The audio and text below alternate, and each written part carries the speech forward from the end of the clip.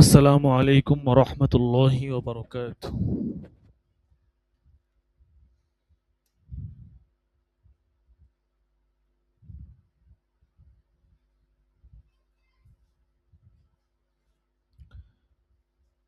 জি, আশা করি সকলেই ভালো আছেন। আমি আলহামদুলিল্লাহ আপনাদের দোয়ায় ভালো আছি। তো আমাদের সবক ইনশাল্লাহ শুরু হয়ে যাবে এখন। অলরেডি ইতিমধ্যে সময় হয়ে গিয়েছে। আজকে সুদ এবং ইসলামী ব্যাংকিং কিতাব থেকে হবে, পাশাপাশি আজকে তামরিন সংক্রান্ত দরস হবে। যেহেতু আমাদের হাতে সময় কম, আমরা এখান থেকে অল্প আজকে পড়বো এবং তামরিন সংক্রান্ত দরসগুলো একটু বেশি পড়বো। কাজে এখনো যারা উপস্থিত হয় নাই সকলকে বলেন উপস্থিত হওয়ার জন্য দ্রুত দ্রুত। তো আমরা সুদ সংক্রান্ত বিভিন্ন আলোচনা পড়তেছিলাম, ঠিক আছে। রাসূল সাল্লাল্লাহু আলাইহি ওয়াসাল্লামের জমানায় সুদ কেমন ছিল, এবং সুদের হারাম হওয়া সম্পর্কে বিভিন্ন আয়াত হাদিস, যারা সুদখোর, সুদ দেয়, সুদ খায়, তাদের পরিণতি কি হতে পারে ইত্যাদি সংক্রান্ত লম্বা আলোচনা আমরা পড়তেছিলাম। তো আজকে আমরা পড়ব জাহিলি যুগে রিবা বা সুদ গ্রহণের রীতি কেমন ছিল। জাহিলি যুগে যেই রিবা বা সুদ গ্রহণ করা হতো সেটার রীতিটা, প্রচলনটা কেমন ছিল দেখেন।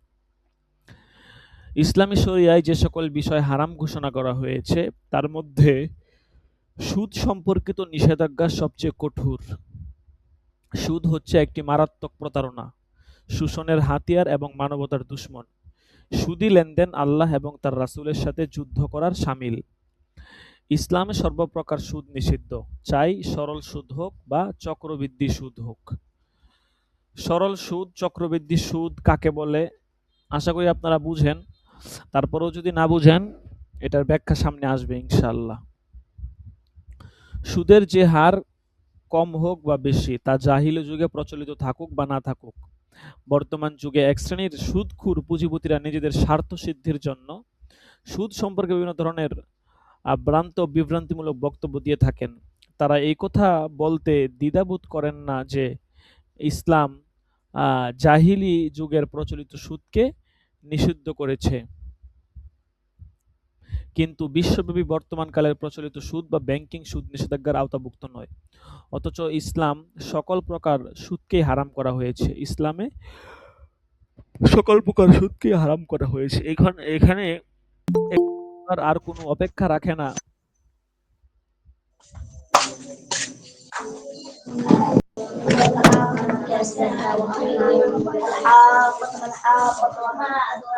আচ্ছা, আপনারা কি আমার কথা পুরোপুরি শুনতে পাচ্ছেন?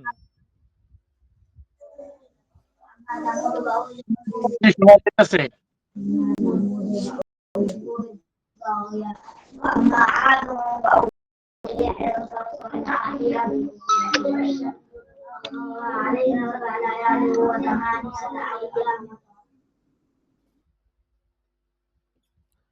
জি, যদি আওয়াজ শুনতে কোনো অসুবিধা হয় জানাবেন, ঠিক আছে?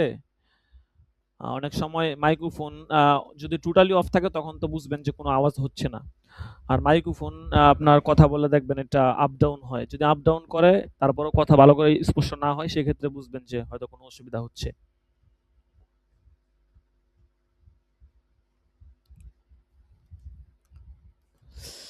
আচ্ছা দেখেন, তো যে কথাটা বলতেছিলাম, সুদের হার কম হোক বেশি হোক সর্বাবস্থায় এটা হারাম হবে। অনেকে মনে করে যে ইসলাম জাহিলি যুগের যে সুদ আছে ওই সুদকে হারাম করেছে। কিন্তু বর্তমান জমানার যে সুদ, ব্যাংকিং যে সুদ এটা হারাম করা হয় নাই। ঠিক আছে? দেখেন। তো এখানে একথা বলার আর অপেক্ষা রাখে না যে জাহিলি যুগে যে ধরনের সুদ প্রচলিত ছিল তা বর্তমানে শুধুমাত্র আমাদের দেশেই নয় বরং গোটা বিশ্বে সে ধরনের সুদেরই প্রচলন রয়েছে। এবং সুদী ব্যাংক ও অন্যান্য অর্থলগ্নি প্রতিষ্ঠানসমূহে জাহিলি যুগের সুদেরই আধুনিকায়ন করা হয়েছে। জাহিলি যুগে কি ধরনের সুদ এবং কোন প্রক্রিয়ায় সুদের লেনদেন হতো তা বিভিন্ন কিতাবে উল্লেখ আছে। নিম্নে তার থেকে কয়েকটি উদ্ধৃত করা হলো। জাহিলি যুগে কিভাবে সুদের লেনদেন হইতো? ঠিক আছে? এটা বিভিন্ন কিতাবে বিভিন্ন জায়গাতে উল্লেখ আছে। এখানে কয়েকটা আনা হয়েছে দেখেন। ১ নাম্বার তাফসিরে মাআরিফুল কুরআনে আ আ মুজাহিদের রওয়ায়াত ক্রমে উল্লেখ আছে যে জাহিলি যুগে আরবে সুদ গ্রহণের সাধারণ রীতি ছিল যে একটি নির্দিষ্ট মেয়াদের জন্য সুদের উপর বাকি দেওয়া হতো। মেয়াদ শেষে দেনাদার যদি দেনা পরিশোধে অক্ষম হতো তবে সুদের পরিমাণ বাড়িয়ে দেওয়ার শর্তে তাকে আরও সময় দেওয়া হতো। এমনিভাবে দ্বিতীয় মেয়াদেও যদি দেনা পরিশোধ করতে অক্ষম হতো তাহলে সুদের পরিমাণ আরও বাড়িয়ে দেওয়া হতো। তারপর ২ নম্বর পদ্ধতি দেখেন। ইমাম রাজি রহমাতুল্লাহি আলাইহি তাফসিরে কাবিরে লিখেছেন, জাহিলু যুগে আরবে সুদের একটি বিশেষ নিয়ম প্রচলিত ছিল। এক ব্যক্তি অন্য ব্যক্তিকে একটি নির্দিষ্ট সময়ের জন্য নির্দিষ্ট পরিমাণ অর্থ ঋণ দিয়ে তার নিকট হতে নির্দিষ্ট পরিমাণ সুদ আদায় করত এবং মেয়াদ শেষে ঋণ গ্রহীতার নিকট মূলধন ফেরত চাইত। ঋণ গ্রহীতা যদি আদায় করতে অক্ষম হতো তাহলে ঋণ গ্রহীতাকে সুদের পরিমাণ বাড়িয়ে দিয়ে ঋণ পরিশোধের সময়সীমা বাড়িয়ে দিত। ঠিক আছে, ২ নম্বর পদ্ধতি ছিল এটা। ৩ নাম্বার দেখেন, ইমাম আবু বকর আল জাসসাসের আহকামুল কোরআনে বলা হয়েছে, যেই ঋণে মেয়াদের হিসাবে কোনো মুনাফা নেওয়া হয় তা হচ্ছে রিবা নাসিয়া। জাহিলু যুগে এই প্রকার রিবারই প্রচলন ছিল। পবিত্র কোরআন এটাকে হারাম ঘোষণা করা হয়েছে। জাহিলু যুগের লোকেরা একটি চুক্তির ভিত্তিতে ঋণের আদান প্রদান করত। তাতে বলা হতো যে নির্ধারিত সময়ের মধ্যে মূলধনের চেয়ে একটি নির্দিষ্ট পরিমাণ অতিরিক্ত অর্থ ঋণ গ্রহীতাকে পরিশোধ করতে হবে। কথার কথা ৫০,০০০ টাকা ঋণ নিয়েছেন ১ মাসের জন্য, সেই ঋণটা আপনাকে হচ্ছে পরিশোধ করতে হবে ৫ মাসের মধ্যে এবং নির্ধারিত ৫,০০০ টাকা অতিরিক্ত সহ, এই আর কি। স্পেনের খ্যাতনামা তাফসিরবিদ আবু হাইয়ান গারনাতি তার রচিত তাফসির বাহরে মুহিত সুদের রিবার সংজ্ঞায় লিখেছেন, জাহিলি যুগের লোকেরা অর্থ ঋণ দিয়ে সুদ গ্রহণ করত এবং ঋণের মেয়াদ যতই বেড়ে যেত ততই চক্রবৃদ্ধির হারে সুদের পরিমাণ বাড়িয়ে দিত। তাফসিরবিদ ইবনে জারির রহমতুল্লাহ লিখেছেন, জাহিলু যুগে প্রচলিত ও কুরআনে নিষিদ্ধ হওয়া রিবা হলো কাউকে নির্দিষ্ট মেয়াদের জন্য ঋণ দিয়ে মূলধনের অতিরিক্ত নির্দিষ্ট পরিমাণ অর্থ গ্রহণ করা। আরবরা তাই করত এবং নির্দিষ্ট মেয়াদে ঋণ পরিশোধ করতে না পারলে সুদ বাড়িয়ে দেওয়ার শর্তে ঋণ পরিশোধের মেয়াদ বাড়িয়ে দেওয়া হতো। ৬ নাম্বার, ইমাম তাহাবী শরহে মাআনিউল আসার গ্রন্থে লিখেছেন যে কোরআনে উল্লেখিত রিবা দ্বারা সুস্পষ্টভাবে সেই রিবাকেই বোঝানো হয়েছে যা জাহিল যুগে ঋণের উপর নেওয়া হতো। আরববাসীরা একে রিবা নাম দিয়েছিল। পবিত্র কোরআনে একেই সুস্পষ্টভাবে হারাম ঘোষণা করেছে। ৭ নাম্বার দেখেন, সুপ্রসিদ্ধ মুহাদ্দিস ইবনে জুরাইজ রাহমাতুল্লাহি আলাইহি বলেন, অজ্ঞতার যুগে বনু আমর বনি মুগীরাকে সুদের উপর ধার দিত আর বনু মুগীরা তাদেরকে সুদ পরিশোধ করত। ইসলামে আবির্ভাবের সময়ও বনু মুগীরা অনেক সুদী ঋণগ্রস্ত ছিল। এমনিভাবে বনু মুগীরা ও বনু সাকিফকে সুদ দিত। আল্লামা শিবলি নুমানি রহমতুল্লাহ তার সিরাতুন নবী সাল্লাল্লাহু আলাইহি ওয়াসাল্লাম গ্রন্থে লিখেছেন, মক্কার কুরাইশদের মধ্যে যারা ধনী ও বিত্তবান ছিল তারা গরিব এবং কৃষকদের শর্ত মাফিক সুদে ঋণ দিত এবং যতক্ষণ পর্যন্ত ঋণ আদায় না হতো ততক্ষণ আসল ও ঋণের টাকার পরিমাণ বাড়তেই থাকতো। তো এখানে প্রায় ৮টার মতো পদ্ধতি লেখা হয়েছে। ঠিক আছে, কম বেশ অনেকগুলা একই কাছাকাছি, শুধু রেফারেন্স ভিন্ন আর কি। তো এটাই ছিল জাহিলি যুগে সুদ দেওয়ার পরিমাণ, যে নির্দিষ্ট একটা অ্যামাউন্টে তারা ঋণ দিত এবং ওই যদি টাকাটা ওই সময়ের মধ্যে পরিশোধ করতে না পারতো তাহলে সময়ের সাথে সাথে এই ঋণের বোঝাও বাড়তে থাকতো। এভাবেই তারা ঋণ দিত। আচ্ছা, তারপর দেখেন আল কোরআনে রিবার বিবিধ অর্থ বিশ্লেষণ। কোরআনে রিবা শব্দটা অনেক অর্থে আসছে, এক এক জায়গায় এক এক অর্থে এসেছে। এখন কোথায় কোন অর্থে এসেছে দেখেন সেটাই বলবে। পবিত্র কোরআনে সুদ বা কুসিদ এর প্রতিশব্দ হিসাবে রিবা শব্দটি ব্যবহার করা হয়েছে। রিবা অথবা রিবা যেভাবেই লেখা হোক, লেখার রূপ ভিন্ন হলেও উচ্চারণ অভিন্ন। আরবি শব্দের অর্থ হচ্ছে আধিক্য, পরিবৃদ্ধি, চড়া, পরিবর্ধন, বেশি, বৃদ্ধি, স্ফীত, বিকাশ ইত্যাদি। রিবার ব্যবহারিক অর্থ হচ্ছে সুদ বা কসিদ। সুদ এটা হচ্ছে আপনার, আমরা তো এই শব্দগুলো তাকিক পড়েছি যে সুদ এটা হচ্ছে ফার্সি শব্দ, আর বাংলাতে মূলত হচ্ছে আপনার কুসিদ বলা হয়। ঠিক আছে, বাংলাতে তো বাংলা শব্দ দেখা গেছে এগুলা ব্যবহার হয় না, ফার্সি বা আরবি শব্দ এগুলো বেশি ব্যবহার হয়। এই আর কি, তখন এই জন্য এটা ব্যবহার করা হতে, এটা প্রচলন হয়ে গেছে আর কি। দেখেন এখানেও বলে দিয়েছে যে সুদ এটা হচ্ছে ফার্সি এবং উর্দু শব্দ, যা আরবি রিবার প্রতিশব্দের হিসেবে বাংলা ভাষায় বলা হয় কুসিদ। সুদ শব্দটি বাংলা ভাষায় ব্যবহৃত রিবার প্রতিশব্দ হিসাবে। ইংরেজিতে বলা হয় usury, interest, interest on loan, premium for the use of money. রিবার দুটি লেখ্যরূপে পবিত্র কোরআন ব্যবহৃত হয়েছে এবং উভয়টি বিশুদ্ধ। কোরআন মাজিদে বা রিবা শব্দটি উল্লেখিত বিভিন্ন অর্থে ব্যবহৃত হয়েছে। যেমন ফাইদা আনজালনা আলাইহাল মা আহতাজাত ওয়ারবাত, যখন আমি তার ভূমির উপর পানি বর্ষণ করি তখন তা শস্য শ্যামলা, আন্দোলিত ও স্ফীত হয়। তো এখানে রিবাত শব্দটি স্ফীত অর্থে ব্যবহৃত হয়েছে, যেমন ফাহতাম আলা সাইলু জাবাদার রবিয়া, প্লাবন তার উপরিস্থিত আবর্জনা বহন করে, এরূপে আবর্জনা উপরিভাগে আসে। এখানে রাবিয়ান শব্দটা হচ্ছে চড়া বা বিকাশ অর্থে ব্যবহৃত হয়েছে। এরপরে কোরআনে আরেক জায়গায় আছে ইয়ামহাকুল্লাহুর রিবা ওয়া ইউরবিস সাদাকাত, আল্লাহ তাআলা সুদকে নিশ্চিহ্ন করেন এবং সাদাকাকে বর্ধিত করেন। এখানে রিবা বা রিবা ইয়ারবি শব্দটি সুদ এবং পরিবৃদ্ধি অর্থে ব্যবহৃত হয়েছে, ওয়ুরবি, ঠিক আছে। এরপরে আরো আছে কোরআন শরীফে সূরা নাহলের মধ্যে আনতাকুনা উম্মাতুন হিয়া আরবা মিন উম্মাহ, যাতে একদল অন্য দল অপেক্ষা অধিক লাভবান হও। এখানে আরবা অর্থাৎ রিবা শব্দ আধিক্য বা বেশি অর্থে ব্যবহৃত হয়েছে। এরপরে কোরআনে আরেক জায়গায় আছে ফাআসাউ রাসূলা রাব্বিহিম ফাআখাযাহুম আখযাতার রাবিয়াহ, ফলে তারা তাদের প্রতিপালকের রাসূলকে অমান্য করেছিল, ফলে তিনি তাদেরকে আরো শক্ত করে পাকড়াও করেন। এখানে রাবিয়া বা রিবা শব্দ অধিক অর্থে ব্যবহৃত হয়েছে, আরো কঠিনভাবে পাকড়াও করেন। ওয়ামা আতাইতুম মির রিবাল লিয়ারবু ফি আমওয়ালিন নাসি ফালা ইয়ারবু ইনদাল্লাহ। বলতেছে মানুষের সম্পদে বৃদ্ধি পাবে বলে তোমরা যে রিবা বা সুদ দিয়ে থাকো, আল্লাহর দৃষ্টিতে তা ধন সম্পদ বৃদ্ধি করে না। এবং রিবা শব্দ সুদ এবং বৃদ্ধি অর্থে ব্যবহৃত হয়েছে। এখানে রিবা শব্দটা সুদ এবং বৃদ্ধি অর্থে ব্যবহৃত হয়েছে। তাহলে কোরআনের এক এক জায়গায় এক এক অর্থে ব্যবহৃত হয়েছে, তবে সবগুলো কাছাকাছি অর্থেই, ঠিক আছে।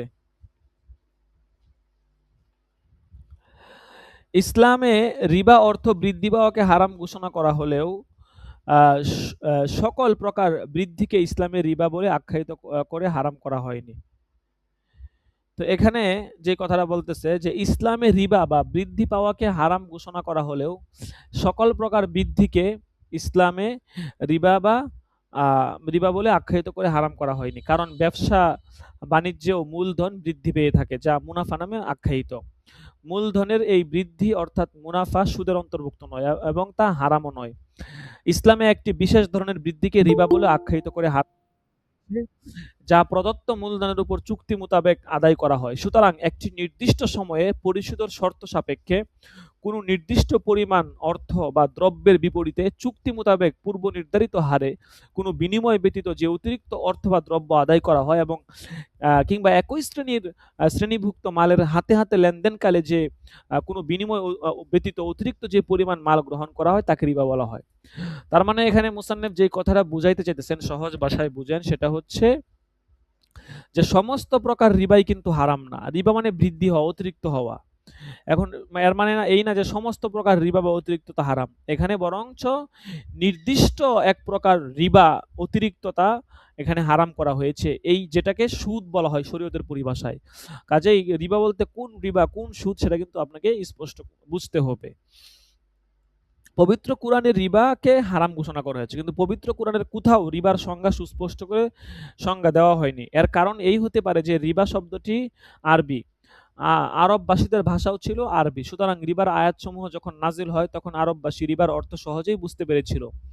এছাড়া রিবা হচ্ছে তৎকালীন আরবি ভাষায় ব্যবহৃত একটি বহুল প্রচলিত শব্দ। রাসূল সাল্লাল্লাহু আলাইহি সাল্লামের নবুয়ত প্রাপ্তি এবং পবিত্র কোরআনের নাজিলের পূর্বে জাহিলি যুগে রিবার লেনদেন প্রসার লাভ করেছিল ব্যাপকভাবে।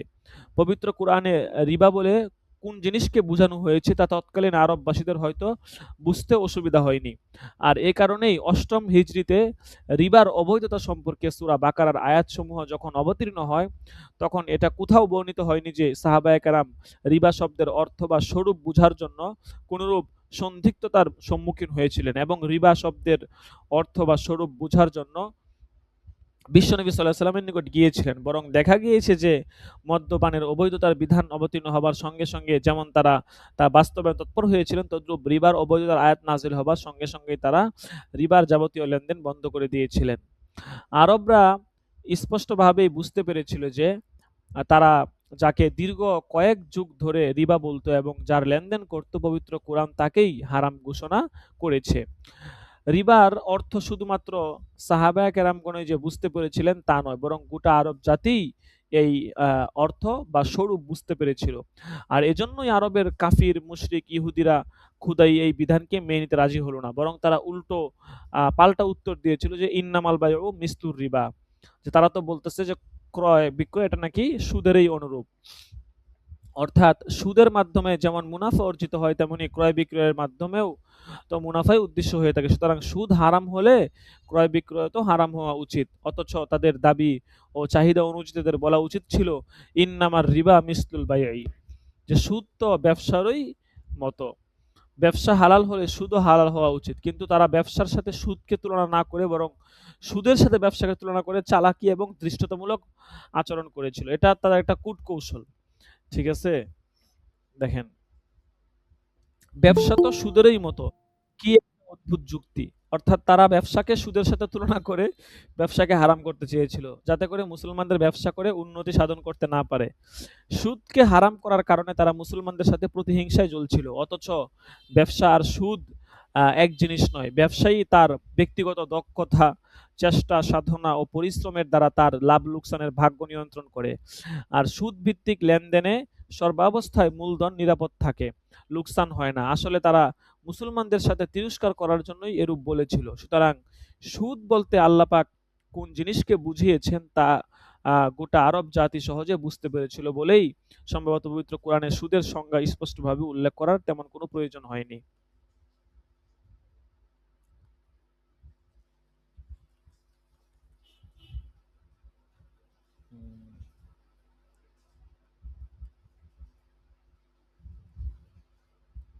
আচ্ছা, এরপর দেখেন যে কাফিরদের চালাকি ও ধৃষ্টতামূলক উক্তি।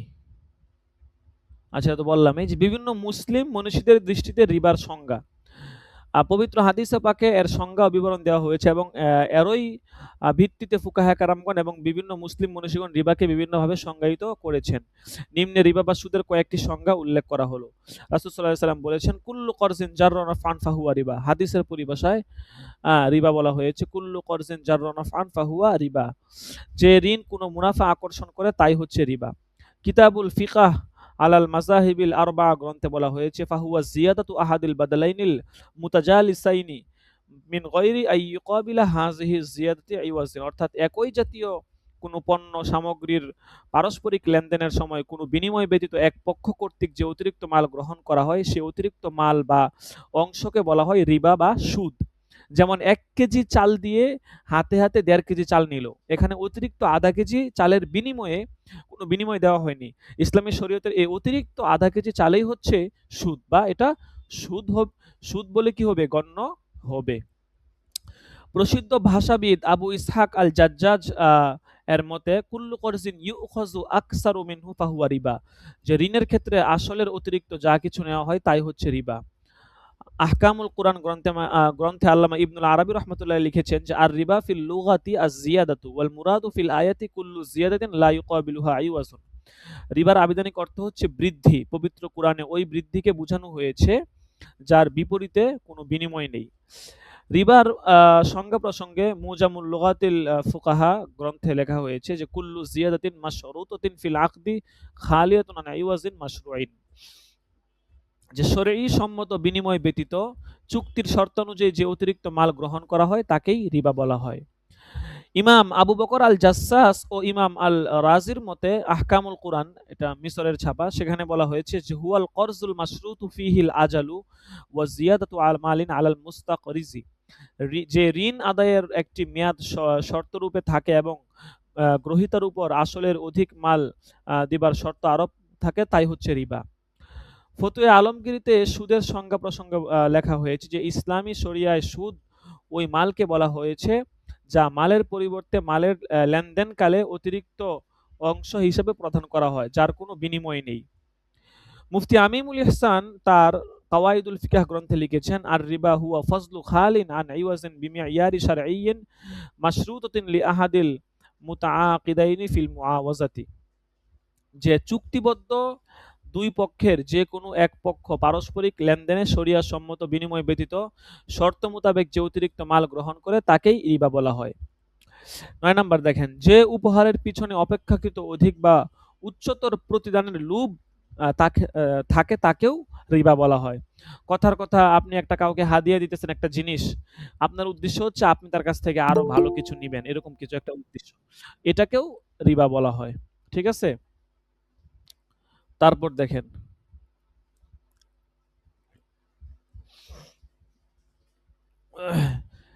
সূরা রুম আয়াত নাম্বার ৩৯ এ বলা হয়েছে, মানুষের সম্পদে বৃদ্ধি পাবে বলে তোমরা যে রিবা দিয়ে থাকো আল্লাহর নিকট তা বৃদ্ধি পায় না। ফালা ইয়ারবু, ওই কথা আছে এখানে। ইবনে জারির এর মতে এই রিবা উপরোক্ত উপহারকে বুঝায়। বিবাহের সময় মনে করেন আমরা একে অপরকে উপঢৌকন দিয়ে থাকি। অনেকে এই নিয়ত থাকে যে আমি যদি তার সন্তানের বিবাহে উপঢৌকন দেই, ঠিক আছে? তাহলে আ দেখা যাচ্ছে সেও আমাকে দিবে। ঠিক আছে? এরকম একটা আ ওয়া আপনার আশা থাকে। ঠিক আছে? যে আপনি যদি কিছু দেন, না আমার মনের মধ্যে আশা, আমি যদি তাকে বিবাহে কিছু দেই, সেও আমাকে কিছু দিবে, এরকম একটা আশা। তো এইটাই হচ্ছে উপহার দিয়ে কোনো কিছু আশা করা। এইটাও কিন্তু হারাম। এটাই কিন্তু কোরআন শরীফে বলা হয়েছে যে, "ওয়ামা আতাইতুম মির রিবাল লিয়ারবুয়া ফি আমওয়ালিন নাস ফালা ইয়ারবু ইনদাল্লাহ।" ঠিক আছে? এটাও কিন্তু হারাম। যে আল্লাহর নিকট এটা আসলে বৃদ্ধি পায় না। তো বলতেছে, উল্লেখ্য যে রিবা বা সুদ কেবলমাত্র ঋণ কিংবা নগদ টাকা পয়সার মধ্যেই সীমাবদ্ধ নয়, বরং ক্রয় বিক্রয় এবং পণ্য বিনিময়ের ক্ষেত্রেও অনেক ব্যবস্থা এরূপ আছে যা ইসলামী শরীয়তের দৃষ্টিতে সুদী লেনদেন বলে সাব্যস্ত হয়। আচ্ছা, তো ঠিক আছে, আজকে এ পর্যন্তই থাকুক। রিবা আর সুদের প্রকারভেদ এখান থেকে ইনশাল্লাহ আগামী সবকে হবে। আচ্ছা, আমরা এখন তামরিনের সবক ধরবো। তামরিনের সবক মাত্র ৩টা সবক মনে হয় হয়েছে, না কয়টা?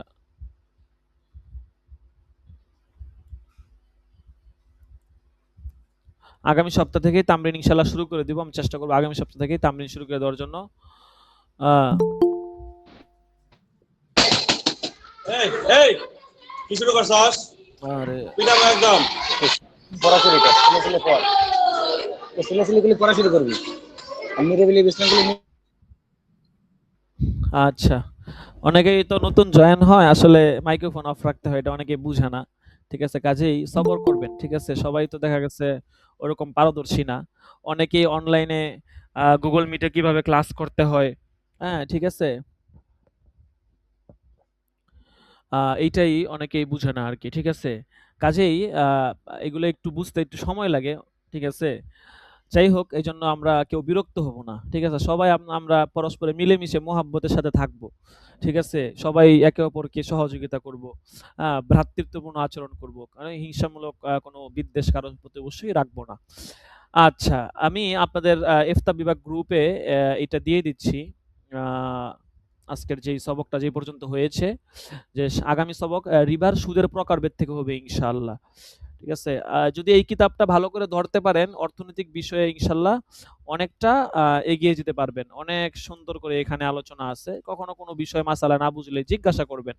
জিজ্ঞাসা করলে অনেক কিছু হল হয়ে যায়। আচ্ছা, এখন আমরা তামরিনের সবক ধরি। আ গত ক্লাসে সম্ভবত আমরা ২ নাম্বার বা ৩ নাম্বার তামরিনটা পড়েছিলাম। দেখি আমি সবকটা ওপেন করে স্ক্রিনটা শেয়ার করে দিচ্ছি। হোয়াট?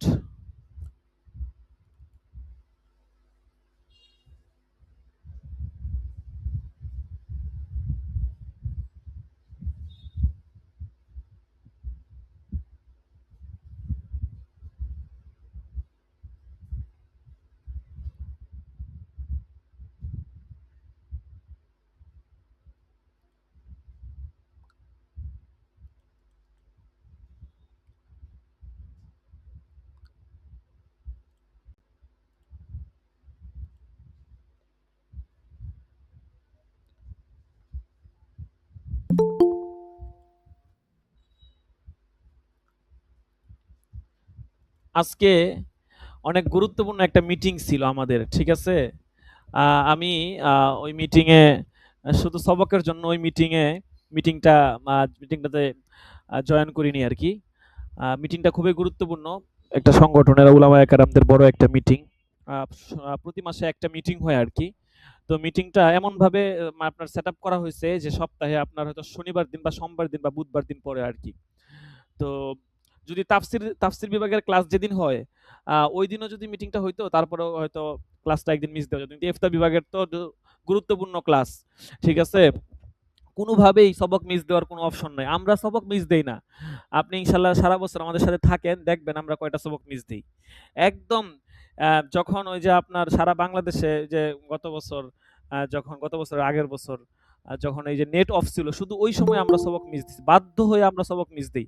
এমনকি আমরা যদি ঈদের দিনও ক্লাস হয়, আমরা এই ক্লাস করতে থাকি। কিন্তু শিক্ষার্থীরা আবেদন করে, "হুজুর ঈদের দিন ক্লাস কিভাবে করব?" দেখা গেছে আমরা ঈদের দিনটা বন্ধ থাকে আর ঈদের পরে সর্বোচ্চ ১-২ দিন ১টা ২টা ক্লাস মিস হয়। সারা বছর ক্লাস চলবে, নিরবিচ্ছিন্ন ক্লাস চলবে। কোনো বন্ধ নাই।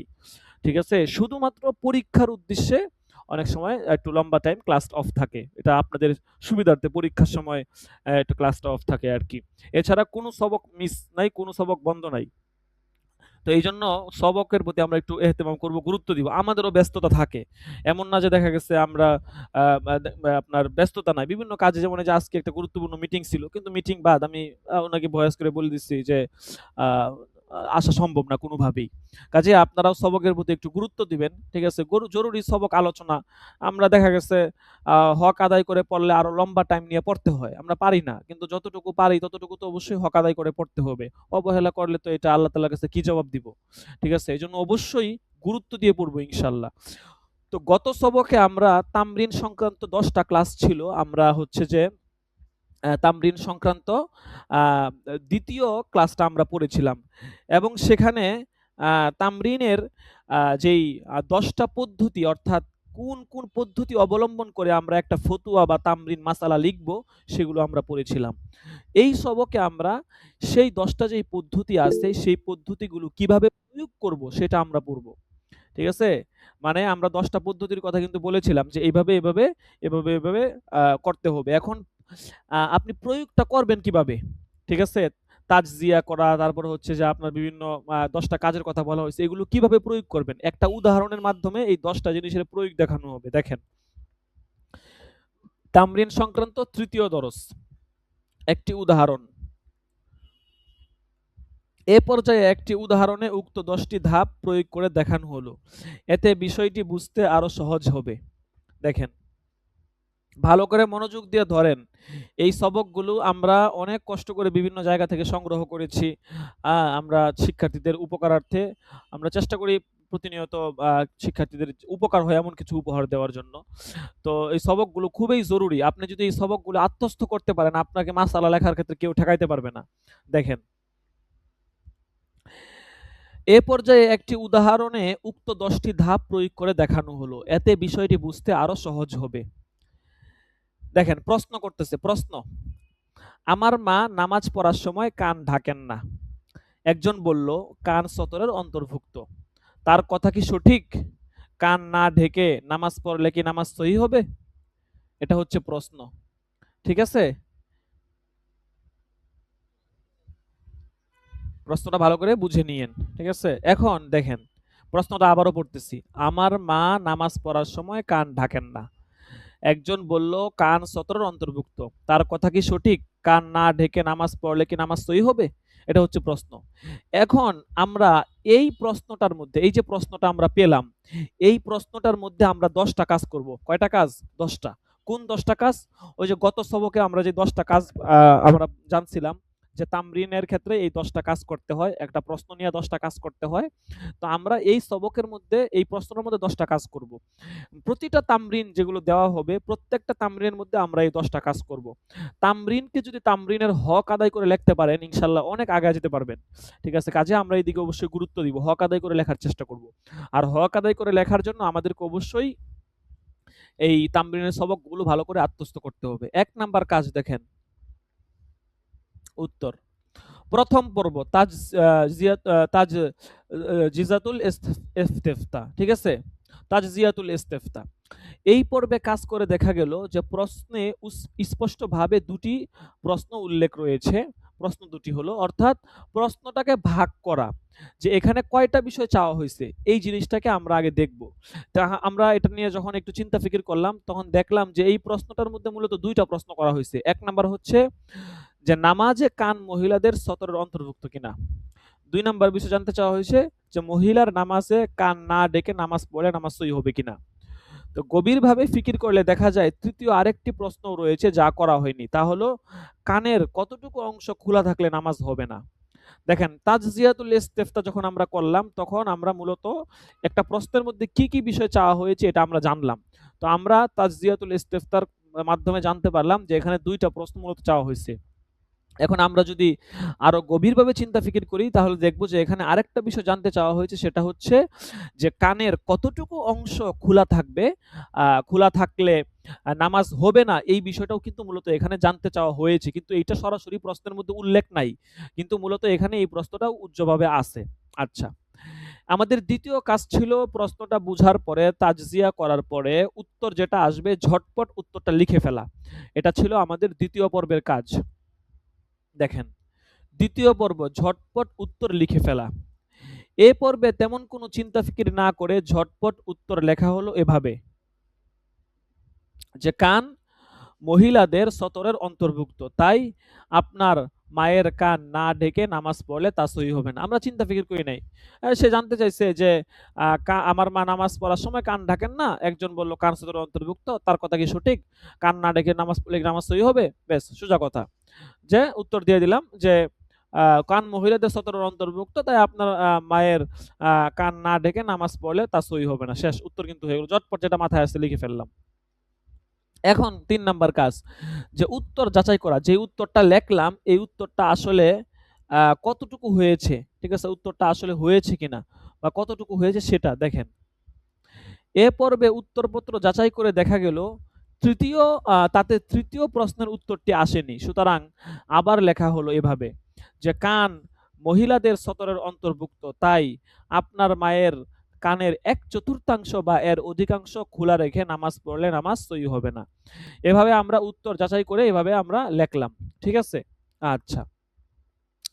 এরপরে আমরা এখন অস্ত্রোপচার করব। অর্থাৎ এই যে উত্তরটা আমরা লিখছি, এই উত্তরটা আমরা লিখছি, একটু চিন্তা ফিকির করে আমরা এই উত্তরটা লিখছি। এখন এই উত্তরটা সঠিকভাবে হইছে কিনা? এখানে কি কোনো শব্দ, কোনো কথা, কোনো বাক্য অতিরিক্ত হয়ে গেছে কিনা? আমরা একদম নিপুণভাবে এটা আমরা যাচাই-বাছাই করে দেখব। দেখেন, এই পর্বে কাজ করে দেখা গেল উত্তরপত্রে আপনার মায়ের বাক্যটি অতিরিক্ত। তাই শব্দটি বাদ দিয়ে পুনরায় লেখা হলো যে কান মহিলাদের সতরের অন্তর্ভুক্ত। তাই কানের 1/4 বা এর অধিকাংশ খোলা রেখে নামাজ পড়লে নামাজ সহি হবে না। এখানে যে কথাটা লিখছে যে কান মহিলাদের সতরের অন্তর্ভুক্ত, তাই আপনার মায়ের কানের 1/4, আপনার মায়ের তো দরকার নাই। সব মহিলাদের কানেই তো সতরের অন্তর্ভুক্ত, তাই না? এখানে আপনার মায়ের এই কথা তো বলার কোনো দরকার নাই। যে আপনার মায়ের কানের 1/4 বা অধিকাংশ খোলা রেখে নামাজ পড়লে নামাজ হইবে না। এখানে তো আপনার মায়ের কোনো বিষয় না। এখানে তো যেকোনো মহিলার কান সতরের অন্তর্ভুক্ত, সেখানে 1/4 বা অধিকাংশ খোলা রেখে নামাজ পড়লে হবে না। এখানে আপনার মায়ের তো কোনো প্রয়োজন নাই। তার মানে আপনার মায়ের সতরের অন্তর্ভুক্ত কান আর অন্য মায়েরটা সতরের অন্তর্ভুক্ত, এরকম বোঝা যায়। ঠিক আছে? কাজেই বলতেছে আপনার মায়ের এই কথাটা হচ্ছে অতিরিক্ত। এই অস্ত্রোপচারের মাধ্যমে যখন আমরা সূক্ষ্ম দৃষ্টিতে যাচাই-বাছাই করলাম, তখন বুঝতে পারলাম যে এখানে এই আপনার মায়ের এই বাক্যটা অতিরিক্ত। কাজেই এই বাক্যটা ফেলে দিয়ে আমরা নতুনভাবে উত্তরটা সাজালাম এভাবে যে কান মহিলাদের সতরের অন্তর্ভুক্ত। তাই কানের 1/4 বা এর অধিকাংশ খোলা রেখে নামাজ পড়লে নামাজ সহি হবে না। ঠিক আছে? এটা আমরা গেল। ৪ নাম্বার কাজ করলাম। এরপর আমাদের ৫ নাম্বার কাজ হচ্ছে উত্তর থেকে এবহাম ও ইহাম দূর করা। দেখেন কত সুন্দরভাবে এখানে সাজানো হয়েছে। এই যে উত্তরটা আমরা দিলাম, এই উত্তরটার মধ্যে ইবহাম কোন জিনিস, কোনটা ইবহাম কোনটা ইহাম আছে, এটা আমরা এখন দেখব। এই পর্বে কাজ করে দেখা গেল যে উত্তরে একটি সূক্ষ্ম ইহাম বা গলতফাহমি থেকে গেছে। তা হলো কান মহিলাদের সতরের অন্তর্ভুক্ত। এই বাক্য থেকে মনে হতে পারে যে নামাজের বাহিরেও কান সতরের অন্তর্ভুক্ত। কারণ যেইভাবে কথাটা বলা হয়েছে যে কান মহিলাদের সতরের অন্তর্ভুক্ত, মানে কেমন যেন মনে হইতেছে যে কান মহিলাদের সতরের অন্তর্ভুক্ত, কাজেই নামাজের বাহিরেও কান ঢেকে রাখা লাগবে, যেহেতু এটা সতর। লজ্জাস্থান যেমন ঢেকে রাখা লাগে সতর, কানও মনে হয় সতর, যেহেতু এটা সতর কাজে এটা মনে হয় সবসময় ঢেকে রাখা লাগবে, এমন একটা আপনার ইহাম বা যেটা গলত ফাহমি এটা কিন্তু বুঝে আসতেছে। তো এই বাক্য থেকে মনে হইতে পারে যে নামাজের বাহিরেও কান সতর অন্তর্ভুক্ত, অথচ তা বলা উদ্দেশ্য নয়। সুতরাং বাক্যটি এভাবে লিখতে হবে যে নামাজে নারীদের জন্য কান সতরের অন্তর্ভুক্ত। পুরো উত্তরটি এরূপ হবে যে নামাজে নারীদের জন্য কান সতরের অন্তর্ভুক্ত, তাই কানের 1/4 বা এর অধিকাংশ খোলা রেখে নামাজ পড়লে নামাজ সহি হবে না। ঠিক আছে, তাইলে এই যে ইবহাম একটা অস্পষ্ট থেকে যাওয়া এবং ভুল বুঝা গলত ফাহমি, এই দুইটা কাজ আমরা এইভাবে করব।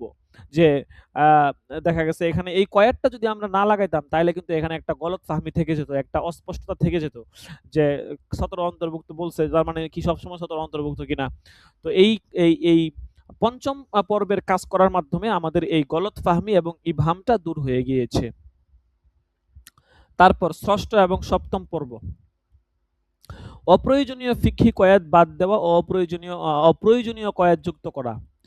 এই দুটি পর্বে কাজ করে দেখা গেল পঞ্চম পর্বের মাধ্যমেই এ পর্বের কাজ হয়ে গিয়েছে। ওই যে ইহাম ইবহাম, প্রয়োজনীয় কোনো কয়াত বাদ পড়েনি, অপ্রয়োজনীয় কোনো কয়াতও যুক্ত হয়নি, কাজেই এইটা এ পর্যন্ত সমাপ্ত। এটা আমরা চিন্তা করে দেখবো আছে কিনা। অষ্টম পর্ব, কানে বাজানো। এই পর্বে কাজ করে দেখা গেল উত্তরটি এভাবে লিখলে আরো সুন্দর হয় যে নারীদের জন্য নামাজে কান সতরের অন্তর্ভুক্ত, তাই কানের 4/1 বা এর অধিক কান খোলা রেখে নামাজ পড়লে নামাজ সহি হবে না। আগে যেভাবে লিখছে এভাবে চলে, কিন্তু এইভাবে লিখলে যে নারীদের জন্য এইভাবে মহিলাদের জন্য নারীদের জন্য নামাজে কান সতরের অন্তর্ভুক্ত এইভাবে লিখলে এটা সুন্দর হয় আরো, এই জন্য এইভাবে আমরা লিখলাম। নবম পর্ব হচ্ছে ভাষাগত ত্রুটি দূর করা। এ পর্বে কাজ করে দেখা গেল যে অন্তর্ভুক্ত বানানটি ভুল, সঠিক বানান হচ্ছে অন্তর্ভুক্ত।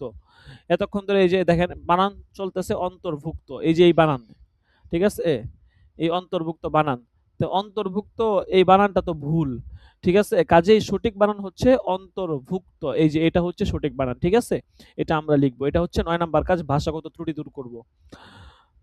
দশম পর্ব, বিরতি দিয়ে পুনঃ যাচাই করা। এই পর্বে কাজ করে দেখা গেল উত্তরে কান শব্দটি দুবার চলে এসেছে, তাই পুনরায় চিন্তা ফিকির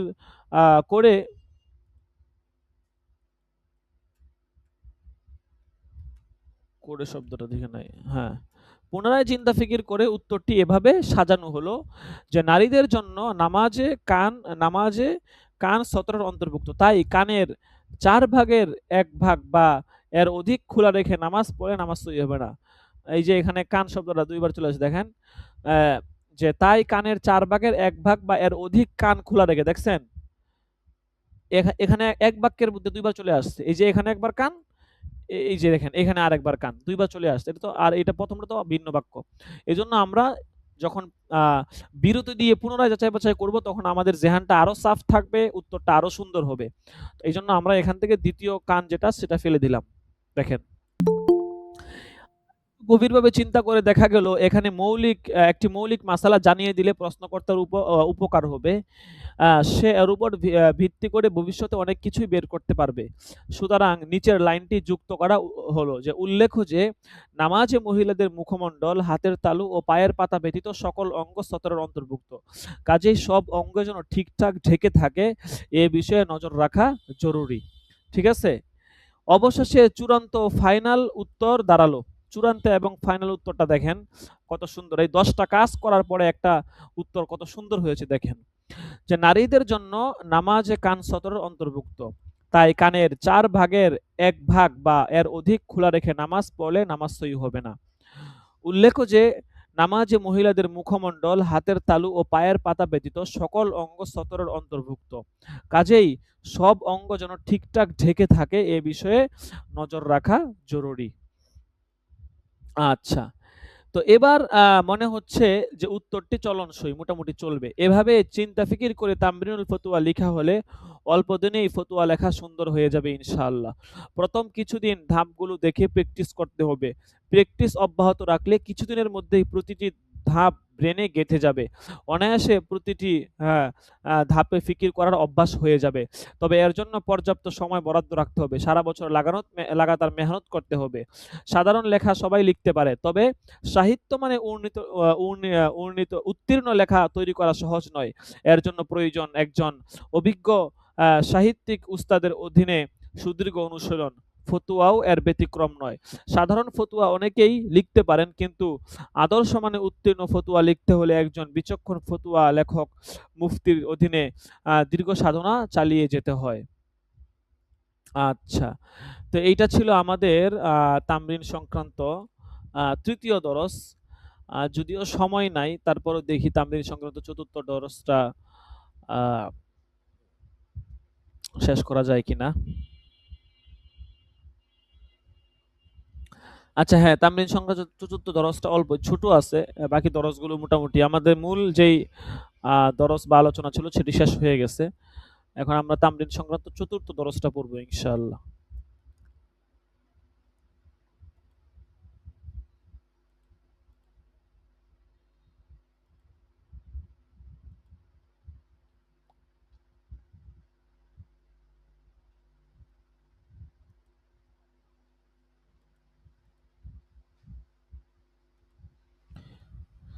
চতুর্থ দরসে যেই বিষয়গুলো বলা হয়েছে এগুলো কম বেশ আপনারা উসুল ইফতার মধ্যে পাবেন, ঠিক আছে। তারপরে যেহেতু তামরিন সংক্রান্ত বিষয়, এই জন্য অবশ্যই আমাদেরকে এটাও বুঝে নিতে হবে, বুঝে নেওয়াটাই ভালো।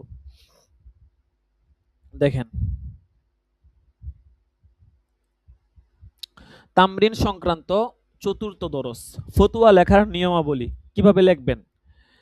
ফতুয়া লেখার পূর্বে তাউজ, তাসমিয়া, হামদ ও সালাত, লা হাওলা ওয়ালা কুওয়াতা ইল্লা বিল্লাহ এবং রব্বিশরাহলি সদরি ওয়ায়াসসিরলি আমরি পড়ে নিবে। ২ নাম্বার, সর্বপ্রথম বিসমিল্লাহির রহমানির রহিম অথবা বিসমিহি তাআলা লিখবে। ৩ নাম্বার, তাসমিয়ার পর হামিদা ওয়া মুসল্লি ওয়া মুসল্লিমা অথবা যে কোনো সংক্ষিপ্ত দুরূদ শরীফ লিখবে। ৪ নাম্বার, দুরূদের পর আল জওয়াবু ওয়া বিল্লাহি আত তাওফিক জাতীয় কিছু লিখে উত্তর লেখা শুরু করবে।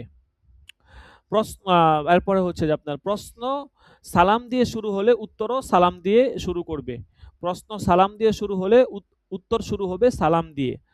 ফতুয়া লেখা শেষ করে ওয়াল্লাহু আ'লামু বিস-সাওয়াব বা ওয়াল্লাহুল মুওয়াফফিক ওয়াল মুঈন লিখবে। কাগজের এক পিঠে লিখবে, তবে কাগজ সংকট থাকলে উভয় পিঠে লিখা যাবে। ভালো করে এই বিষয়গুলো খেয়াল রাখেন, ঠিক আছে। অনেক সময় অনেকেই ফতুয়া লেখে বাংলা খাতার মধ্যে। ফতুয়া লেখার কোনো নিয়ম শৃঙ্খলা কোনো বালাই নাই। মানে এইগুলো তো ফতুয়া লেখা, এগুলো তো দায়সারা লেখা হচ্ছে, ঠিক আছে। আপনি এভাবে লেখলে দেখা গেছে আমরা আপনাকে হয়তো একটা নাম্বার দিয়ে দিব। দেখা গেছে আপনি লেখছেন কষ্ট করে একটা নামকস্ত একটা নাম্বার আপনি পেয়ে যাবেন। কিন্তু এইভাবে তো আপনার মধ্যে কোনো যোগ্যতা তৈরি হবে না, ঠিক আছে। গুরুত্ব দিয়ে লিখবেন। গত বছর অনেক শিক্ষার্থী মাশাআল্লাহ পড়েছে, তারা তামরিন লেখার জন্য আলাদাভাবে মেহনত করছে, ঠিক আছে। আলাদা খাতা কিনছে এবং সবসময় তামরিনগুলো নিজাম রুলস মেনটেন করে তামরিন লিখছে। প্রথম সেমিস্টার, দ্বিতীয় সেমিস্টার, বার্ষিক পরীক্ষা, প্রতিটা পরীক্ষার জন্য আলাদা আলাদা খাতা রাখছে। অনেক সুন্দর করে লিখছে। তাদের একটা গুরুত্ব ছিল, মেহনত ছিল মাশাআল্লাহ। তো এই বছর আপনারা তো ইনশাআল্লাহ আরো অ্যাক্টিভ এবং আপনাদের জন্য ১০০ তামরিনের ব্যবস্থা করা হয়েছে। ১০০, ঠিক আছে। ১০০ তামরিনের ব্যবস্থা আপনাদের জন্য করা হয়েছে। ইনশাআল্লাহ ১০০ তামরিন আপনারা লিখবেন।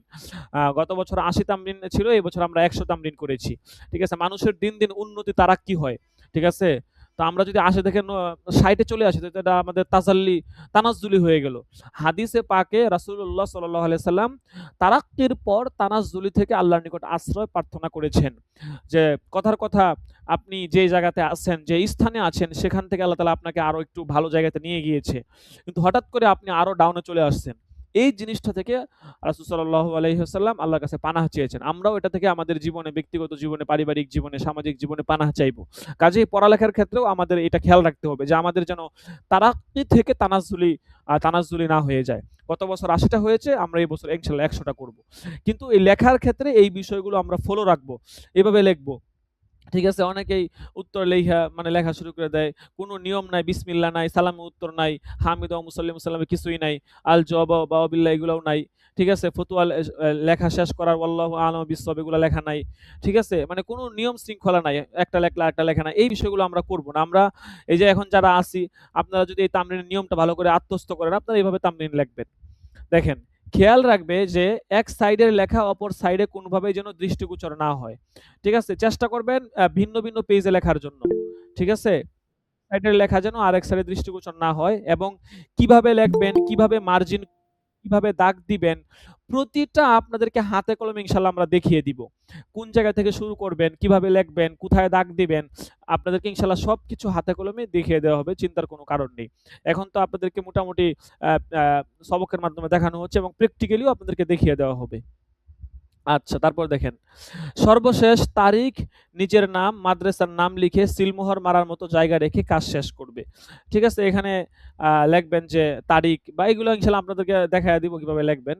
ঠিক আছে? এগুলো লিখে হচ্ছে যে ফতোয়া লেখার কাজ আমরা শেষ করব। আচ্ছা, এইগুলো তামরীন সংক্রান্ত ৪র্থ দরস। ঠিক আছে? এরপরে ৫ নাম্বার দরসটা দেখি। যেহেতু আগামী সপ্তাহ থেকে তামরীন শুরু করতে হবে, কাজেই অবহেলা করলে চলবে না। ঠিক আছে? আ অবশ্যই আমাদেরকে শুরু করতে হবে।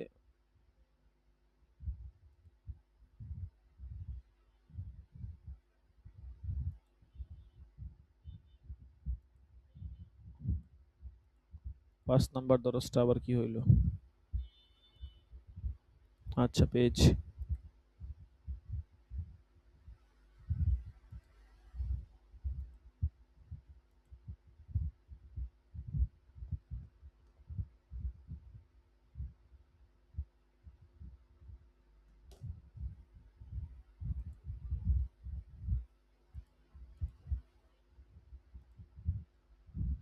সবক সবগুলো শেষ হলে ইনশাল্লাহ আপনাদের সবকগুলো আ সবগুলো একসাথে দিয়ে দেওয়া হবে। ঠিক আছে?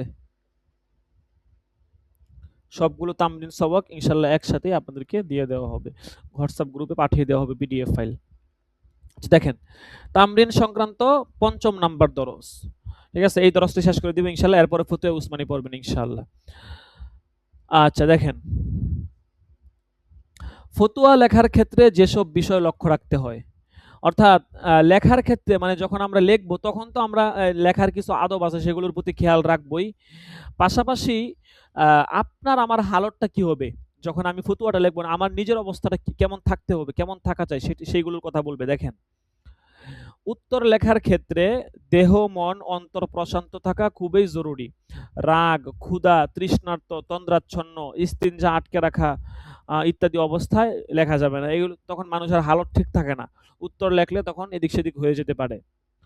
প্রশ্নকর্তা মূল যে বিষয়গুলো জানতে চেয়েছেন সেগুলোর হুকুম শুরুতেই বর্ণনা করা। এরপর প্রাসঙ্গিক কোনো বিষয় উল্লেখ করতে চাইলে ভিন্ন প্যারা দিয়ে শুরু করা। আগে যেই বিষয়গুলো জানতে চাইছে এগুলো আগে উল্লেখ করতে হবে। এরপর যদি প্রাসঙ্গিক কোনো বিষয় থাকে বা আপনি উল্লেখ করতে চান সেটা আপনি সর্বশেষে লিখবেন। কিন্তু মূল যে বিষয় আপনার কাছে জানতে চাইছে সেটা আগে লিখতে হবে।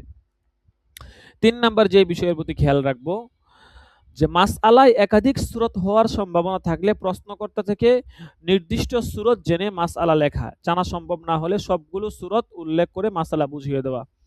হ্যাঁ, অনেক সময় দেখা গেছে উত্তরটা একাধিক রকম হতে পারে এবং সবগুলোই বৈধ। ৫ টা সূরত ৫ টা সূরতই বৈধ। এখন আপনি প্রশ্নকর্তা থেকে সঠিক সূরতটা আপনি কোনটা তার জন্য মুনাসেব ওইভাবে তার থেকে জেনে নিয়ে ওই সূরতটাই শুধু বর্ণনা করবেন। যদি এভাবে তার থেকে নির্দিষ্ট কোনো সূরত জানা সম্ভব না হয় তাহলে আপনি যতগুলো বৈধ সূরত আছে সবগুলোই আপনি লিখে দিবেন। ঠিক আছে? আচ্ছা, এরপর দেখেন, শুধু হ্যাঁ বা হ্যাঁ না দিয়ে উত্তর শেষ না করা।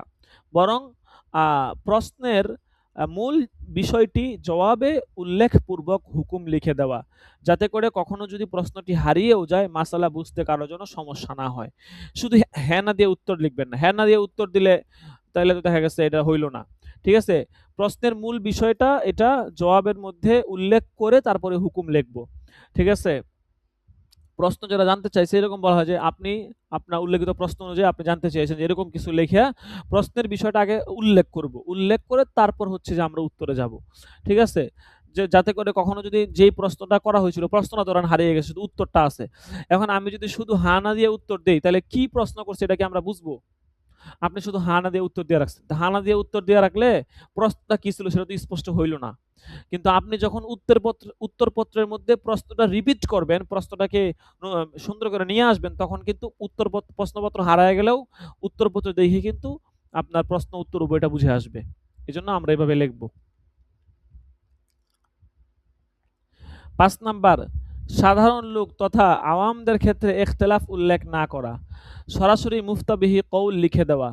তবে প্রশ্নকর্তা আলেম হলে ইখতিলাফ উল্লেখ করা যেতে পারে যদি তিনি চান, অন্যথায় উল্লেখ না করা। ঠিক আছে? বলতেছে যে যদি এরকম হয় যে সাধারণ আপনার উত্তর হয়, সেই ক্ষেত্রে আপনার সাধারণ প্রশ্নকর্তা প্রশ্ন করে, সেই ক্ষেত্রে তো আপনার হচ্ছে যে অবশ্যই আপনি উত্তর দিবেন সাধারণভাবে। এখন যদি প্রশ্নকর্তা যদি আলেম হয়, সেক্ষেত্রে আলেম যদি হয় আপনি ইখতিলাফ উল্লেখ করতে পারেন যদি তিনি চান আরকি। এরপর দেখেন, উত্তর সুস্পষ্ট, পরিচ্ছন্ন, সুন্দর লিখন শৈলী ও সাজানো গুছানো হওয়া, যাতে সবাই ব্যাখ্যা ছাড়াই সহজে বুঝতে পারে। বাংলা, আরবি ও উর্দু এই ৩ ভাষায় লিখন শৈলী রপ্ত করে ফেলা। পেঁচানো বা আঁকাবাঁকা অক্ষর বা ফন্টে না লিখা, কম্পিউটারে লিখলে যথাসম্ভব সুন্দর ফন্ট ব্যবহার করা। মোবাইলে লেখা এমএস ওয়ার্ডে কনভার্টার ক্ষেত্রে কালপুরুষ ফন্ট ব্যবহার করা যেতে পারে। আমারটাই দেখেন কালপুরুষ ফন্ট। ঠিক আছে? আপনারা ওই যে এতে তাকান, কর্নারে দেখেন। এই যে এখানে দেখেন কালপুরুষ।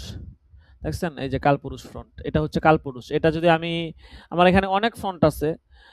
দেখেন এখানে যদি আমি দেখাই আপনাদেরকে, এগুলাতে দিলে দেখেন এই যে এই দেখছেন কেমন সুন্দর হইছে। বিভিন্ন ফন্ট এই দেখছেন, এই যে পেঁচানো ফন্ট দেখছেন কেমন হয়ে গেছে, এগুলা বুঝা যায় না। এগুলো একেকটার একেক কাজ। ঠিক আছে? একেক ফন্টের একেকটা কাজ আরকি। ঠিক আছে? তো অনেকেই হচ্ছে যে এই কম্পিউটারে বিভিন্ন লিখতে পারে না। আপনারা যারা কম্পিউটার ব্যবহার করেন তারা হচ্ছে যে ফোনে লিখতে পারবেন। ফোনে লিখে তারপরে হচ্ছে এটাকে আপনারা এই ফন্টটা নামায়া নিবেন, কালপুরুষ। এই ফন্টটা নামায়া আপনারা কনভার্ট করে নিবেন।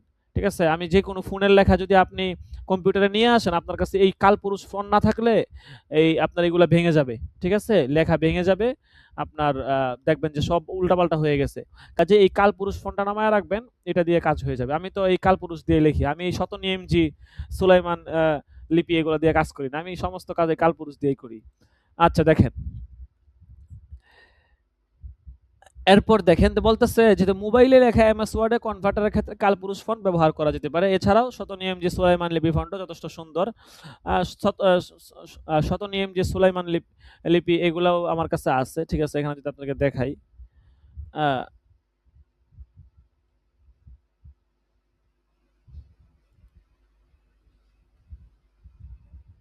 একদম শুরুর দিকে আছে কিছু ফন্ট।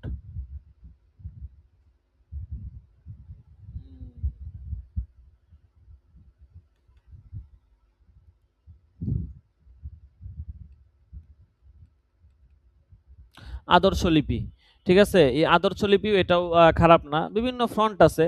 তবে নরমাল যেই ফন্টগুলো হচ্ছে যে আপনার যদি কম্পিউটারে লেখেন, যেই ফন্টগুলো হচ্ছে যে আপনার নরমাল, সেইগুলো ব্যবহার করার চেষ্টা করবেন। এই আজাইরে অনেক ফন্ট থাকে, বিভিন্ন ধরনের ডিজাইন দেওয়া থাকে। এই সমস্ত ফন্ট ব্যবহার না করে। এই যে শতনিয়মজি ফন্ট। ঠিক আছে? এই যে শতনিয়মজি ফন্ট। ঠিক আছে? তারপরে এখানে আপনার শতনিয়মজির মধ্যে আবার বিভিন্ন রকম আছে। ঠিক আছে?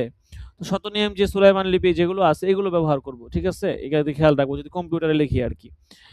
আচ্ছা এরপর দেখেন যে উত্তর যথাসম্ভব সংক্ষিপ্ত রাখা। বিনা প্রয়োজনে কথা লম্বা না করা। অবশ্য এত ছোট করা যাবে না যাতে মূল বিষয়টিই অস্পষ্ট হয়ে যায়। এরপর দেখেন উত্তর ৯ নাম্বার, উত্তরে অতিরিক্ত কোনো কিছুই না থাকা। সেটা হতে পারে অক্ষর, শব্দ কিংবা বাক্য, এমনকি অতিরিক্ত কোনো চিহ্নও না থাকা। ১০ নাম্বার, বানান ভুল কোনোভাবেই না থাকা, বিশেষ করে বাংলা বানানে মাত্রা যথাযথভাবে প্রয়োগ করা। এ বিষয়ে ছাত্রদের অবহেলা অনেক বেশি। আরবি লেখায় এমালাগত ভুল ত্রুটিও না থাকা। ১১ নাম্বার, প্রয়োজনীয় শর্ত বা কয়েদ বাদ না পড়া। ফিকহি কোনো কয়েদ যদি মিলে যায় সেটা উল্লেখ করে দেওয়া। ১২ নাম্বার, অপ্রয়োজনীয় আ শর্ত বা কয়েদে এহতেরাজি না থাকা, এতে অনেক সময় ভুল বুঝাবুঝির সৃষ্টি হয়। প্রশ্নকারী ১৩ নাম্বার, প্রশ্নকারী প্রশ্ন লিখে নিয়ে আসলে উত্তরপত্রের সাথে সেটি পিন আপ করে দেওয়া। অনলাইনে বা মৌখিক প্রশ্ন হলে প্রথমে প্রশ্ন লিপিবদ্ধ করা, এরপর উত্তর লেখা শুরু করা। অনেক সময় এমন হয় আমাদেরকে প্রতিনিয়ত বিভিন্ন ছাত্ররা ফোন দেয়। আলহামদুলিল্লাহ কম বেশ অনেক শিক্ষার্থী আমাদের আছেন। প্রতিনিয়ত ছাত্ররা ফোন দেয়, বিভিন্ন উত্তর জানে। তো নরমালি যদি সাধারণ কোনো মাসালা হয় তাহলে তো আমরা যতটুকু পারি উত্তর দিয়ে দেই। কিন্তু যদি কঠিন মাসালা হয় তখন লিখতে বলি। লিখতে বললেই অনেক শিক্ষার্থী আর লেখে না। আবার অনেকে আবার যাদের মনে করেন জানাটা খুব জরুরি এরা আবার লেখে। ঠিক আছে? তো যে সমস্ত মাসালা একটু পেচীদা থাকে, বিশেষ করে তালাক সংক্রান্ত মাসালা, বিবাহ সংক্রান্ত মাসালা, লেনদেন সংক্রান্ত মাসালা, এগুলো লিখিতভাবে উত্তর দিবেন। এগুলো কখনো মৌখিক শুনে উত্তর দিয়ে দিবেন না। ফারায়েজের মাসালার ক্ষেত্রে ওয়ারিসদের অংশ টেবিল বানিয়ে সাজিয়ে দেওয়া, এতে বুঝতে সুবিধা হয়, দেখতেও সুন্দর হয়। ফাইনাল পেপারে কারেকশন পেন বা সাদা কালি ব্যবহার না করা। সাধু চলিত ভাষার মিশ্রণ না হওয়া, ভাষা একদম সুন্দর, সাবলীল ও বোধগম্য হওয়া। একটি আদর্শ ফতুয়াতে উপরোক্ত গুণাবলী বিদ্যমান থাকা আবশ্যক। কাজে আমরা সকলেই ওই সমস্ত বিষয়ের প্রতি খেয়াল রাখবো ইনশাআল্লাহ। আচ্ছা, ঠিক আছে, ইনশাআল্লাহ। আজকে তামরিনের সবক ৫টা হলো। আগামী ১-২টা সবকে আশা করি তামরিন শেষ করে দেওয়া হবে এবং আপনাদের জন্য তামরিন গ্রুপে আপনাদেরকে তামরিনের গ্রুপে অ্যাড করে দেওয়া হবে। সকলেই গ্রুপে অ্যাড হয়ে যাবেন ইনশাআল্লাহ। দেখি আজকে কালকের মধ্যে আমরা গ্রুপটা ক্রিয়েট করব এবং আপনাদের সকলকেই গ্রুপে অ্যাড করে দিব। আচ্ছা, এখন আমরা ফতুয়া উসমানী বের করি। প্রথম খণ্ড ইনশাআল্লাহ আমরা ফতুয়া উসমানী পড়ব। গত সপ্তাহে যিনি পড়েছিলেন উনার পরে যার দাখিলা, উনি পড়ার জন্য প্রস্তুত হন।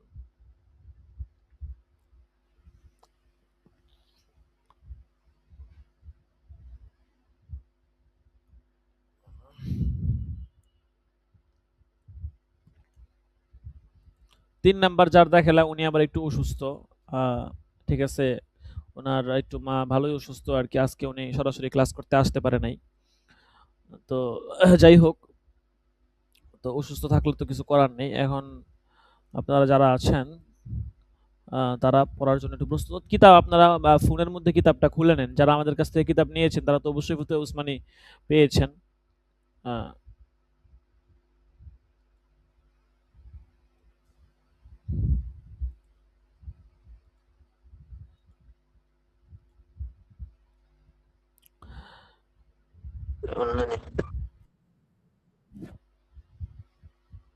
আমাদের গত সবকে আমাদের পড়া হয়েছিল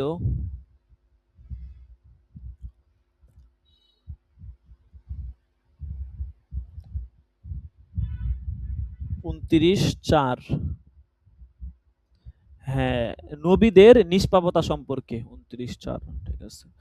নবীদের নিষ্পাপতা সম্পর্কে ৬৮ পৃষ্ঠা থেকে স্বেচ্ছায় যদি কেউ পড়তে চান তাহলে পড়তে পারেন। যার বানান একটু দ্রুত আছে, যিনি সুন্দর করে পড়তে পারেন, এমন কেউ স্বেচ্ছায় হাত তুললে রাজি ভালো হয়। আর স্বেচ্ছায় যদি কেউ না থাকেন তাহলে আমি নাম বলবো, সমস্যা নাই। আচ্ছা, হ্যাঁ, আপনি পড়েন তাহলে। মাওলানা জালালউদ্দিন রুমি, দাখিলা নাম্বার ৮। এমনিতেও আজকে আপনার সিরিয়াল।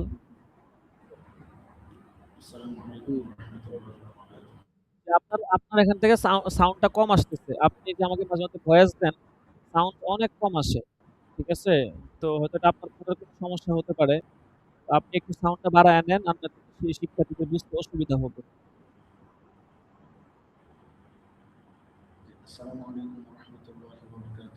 ওয়ালাইকুম আসসালাম। জি, শোনা যাচ্ছে। আমি শুনতে পাচ্ছি মোটামুটি। বাকিরা শুনতে পাচ্ছেন কিনা একটু জানাবেন।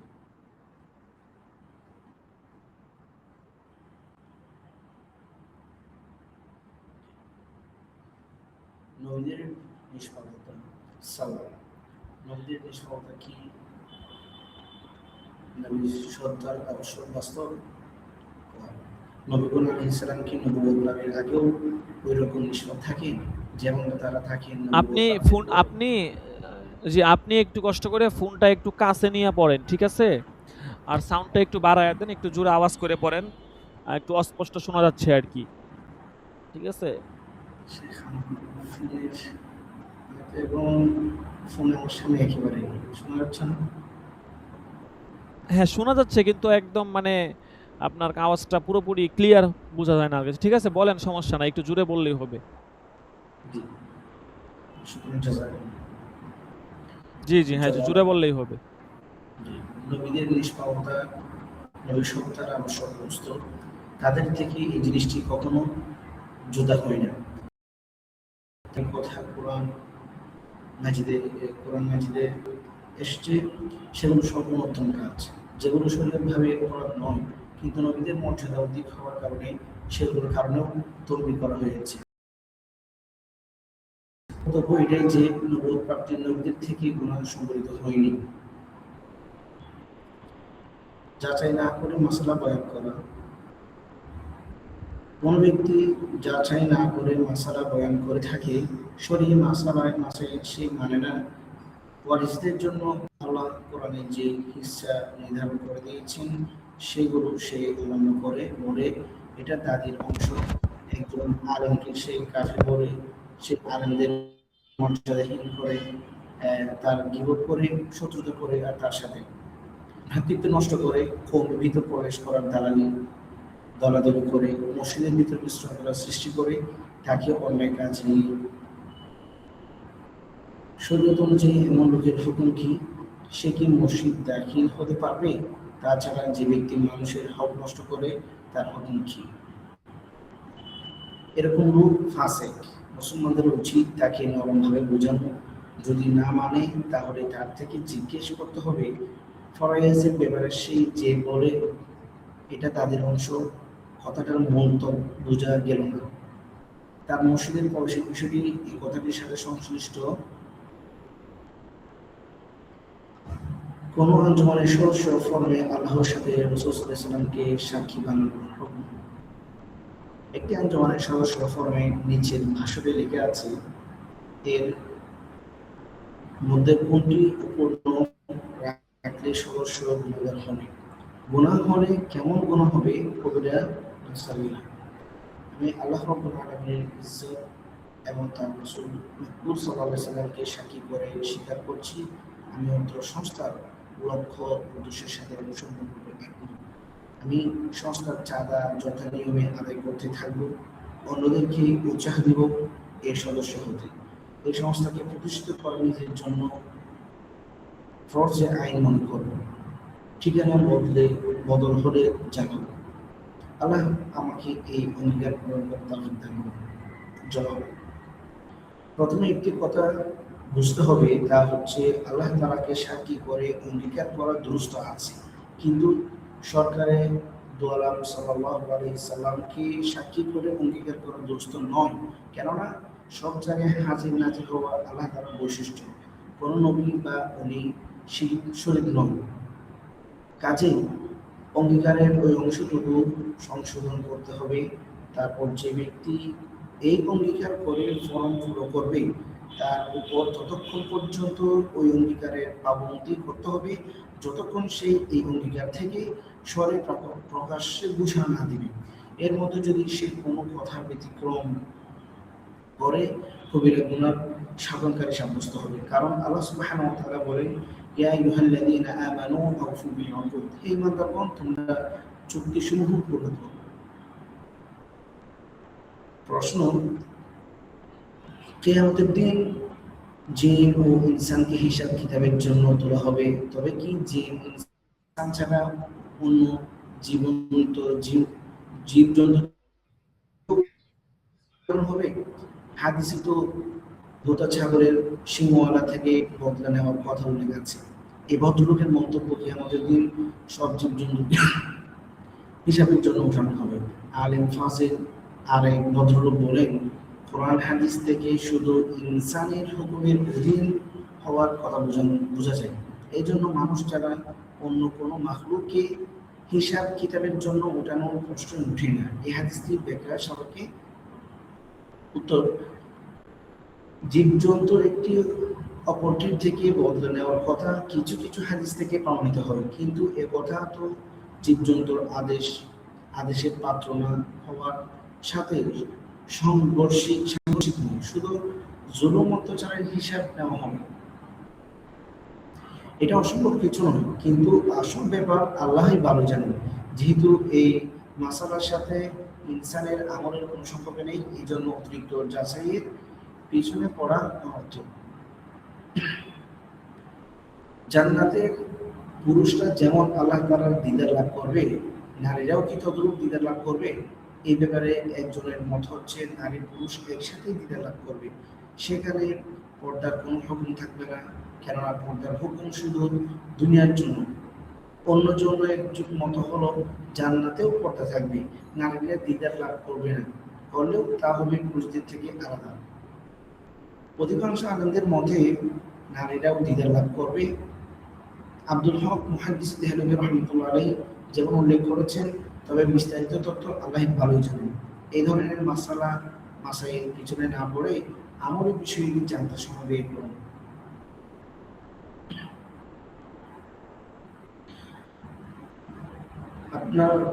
আসসালামু আলাইকুম রহমতুল্লাহ। আপনার কাছে আমি একটি পত্র পাঠিয়েছিলাম, কিন্তু উত্তর নসিব হয়নি।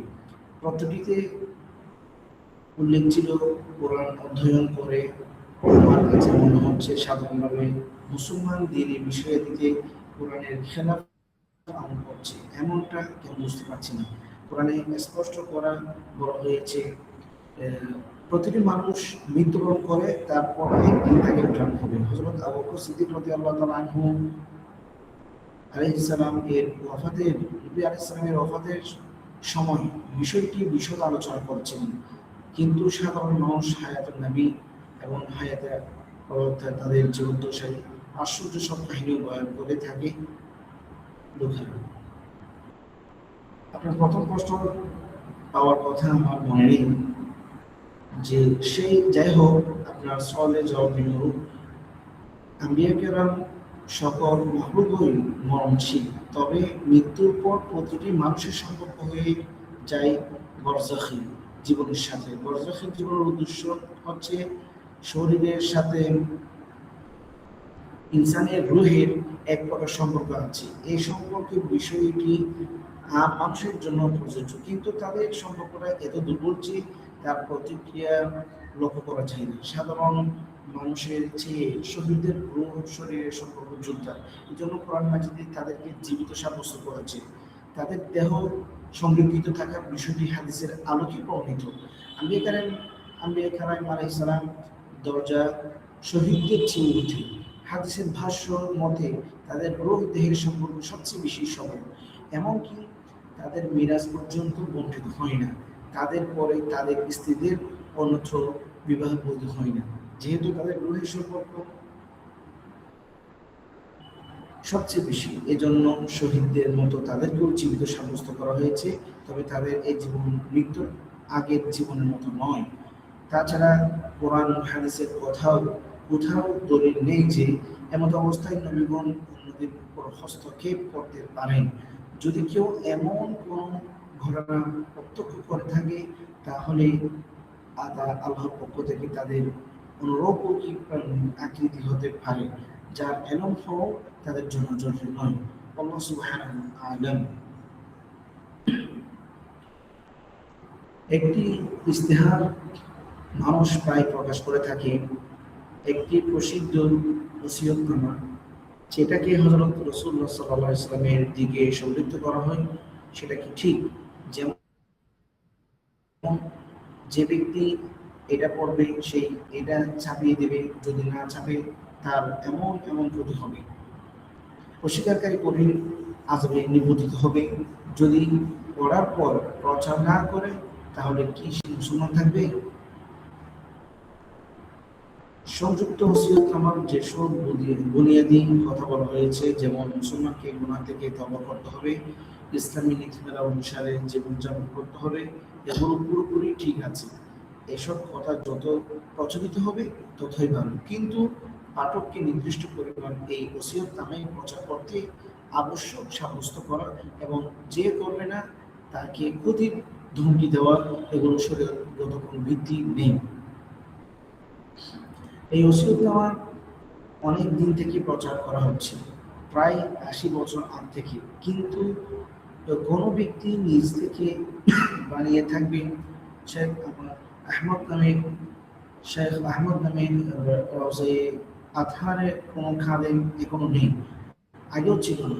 যখন নতুন করে এই ওসিয়তনামা প্রচার পেয়েছিল, তখন উলামায়ে কেরাম যাচাই করছিলেন, এই জন্য ক্ষতির ধমকির কোনো পরোয়া করার প্রয়োজন নেই। জান্নাতে তো শয়তান ঢুকতে পারে না, তাহলে সেই হযরত আদম আলাইহিস সালামকে ঢুকে দিল কিভাবে? সে শুধু হযরত আদম আলাইহিস সালামকে দিয়েছিল না, নাকি আদম হাওয়া দুজনকে ঢুকে দিয়েছিল? আগে দিয়েছিল কাকে? কোরআন মাজিদে স্পষ্ট বলা হয়েছে, শয়তান ধোঁকা দিয়েছি এই কাজের জন্য কি জান্নাতে ঢোকা দরকার ছিল?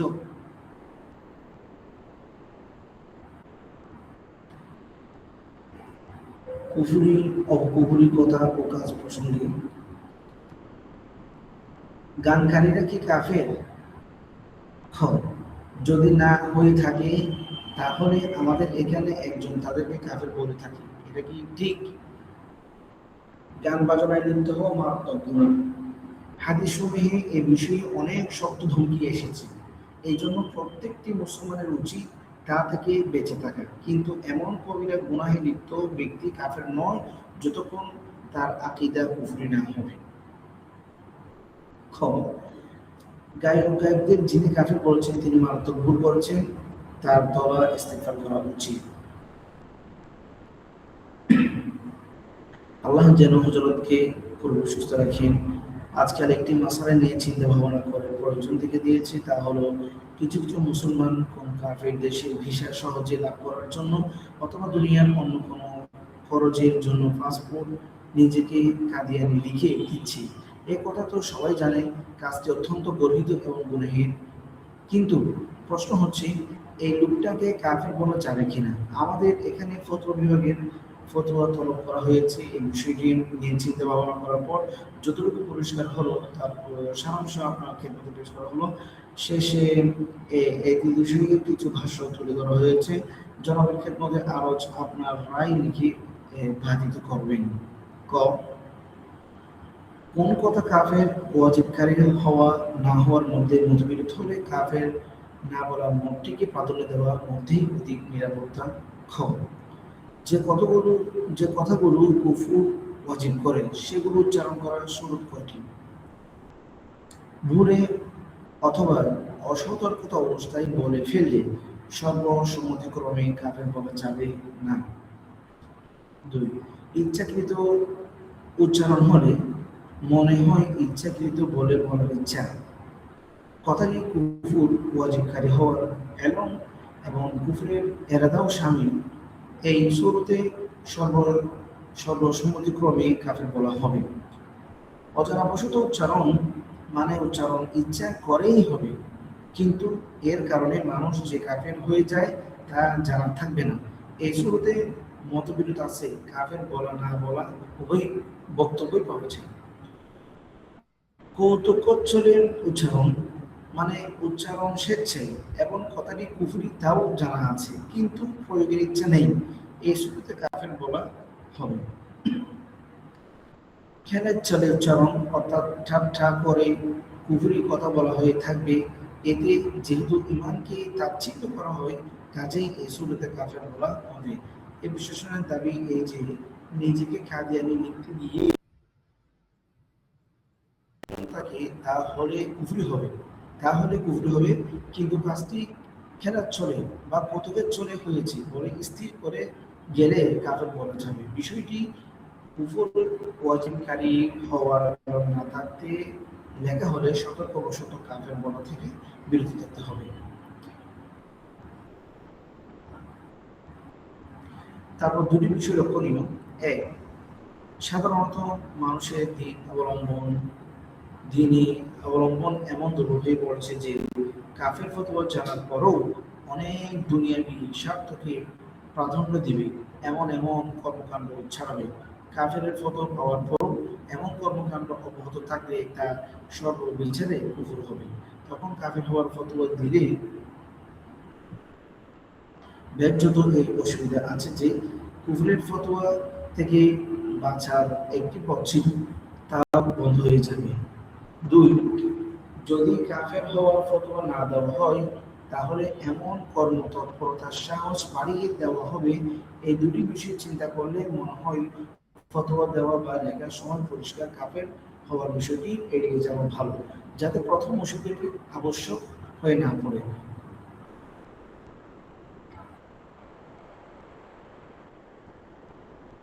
তবে বর্জনা ও ধমকি দেওয়ার জন্য কঠিন শব্দ ব্যবহার করা যেতে পারে, কিন্তু এই দুরুস্ত হবে তখন যখন ফিকহিভাবে এর অবকাশ থাকবে। কোন কাফের দেশের ভিসা লাভ করার জন্য অথবা অন্য কোনো দুনিয়াবি ফায়দার উদ্দেশ্যে পাসপোর্ট এবং ভিসার কলমে ধর্মের ঘরে কোন মুসলমান জেনে বুঝে নিজেকে কাদিয়ানি লেখা সরাসরি কাফের ধর্মের দিকে নিজেকে সম্পর্কযুক্ত করা না হতো, যা স্পষ্ট কুফরি ওয়াজিব করে। যদি কেউ এমনটা করে ফেলে তাহলে তৎক্ষণাৎ তার সাচ্চা দিলে তওবা করতে হবে, তার ঈমান নবায়ন করতে হবে এবং আগামীতে কখনো এমন কাজ করা থেকে সম্পূর্ণরূপে বিরত থাকবে। আপনি ফুকাহে কেরামের যেসব এবারত তুলে ধরেছেন সেগুলোর সাথে এই মাসলা সম্পর্কে নেই। দুনিয়াবি পর্যায়ে নিজেকে অমুসলমান প্রকাশ করার ব্যাপারে যথেষ্ট খোঁজাখুঁজির পরও স্পষ্ট কোনো ভাষ্য আপনি পাননি। তবে নিচের এবারতগুলো থেকে বয়ানকৃত হুকুমের প্রমাণ চাই। এই জবাবটি অদমের দিক নির্দেশনা লেখা হয়েছে। আসলে কোনো কুফরির কথা বলা এক বিষয়, আর নিজেকে কোনো প্রসিদ্ধ কাফের সম্প্রদায়ের দিকে সম্পৃক্ত করা ভিন্ন বিষয়। প্রশ্নে যেই এবারত সংযুক্ত করা হয়েছে তা প্রথম মাসালা সম্পর্কিত, দ্বিতীয় মাসালা সম্পর্কিত নয়। এই জন্য অদমের স্পষ্ট এদিকে যে পাসপোর্টের উপর ধর্মের ঘরে নিজেকে মুসলমান লেখার বদলে কাদিয়ানি বা অন্য কোনো ধর্মের অনুসারী লেখা একটা স্বতন্ত্র বিষয় যা কুফরি ওয়াজিব করে। এই জন্য তাওবা বা ঈমান নবায়ন করা জরুরি। আল্লাহু আ'লাম।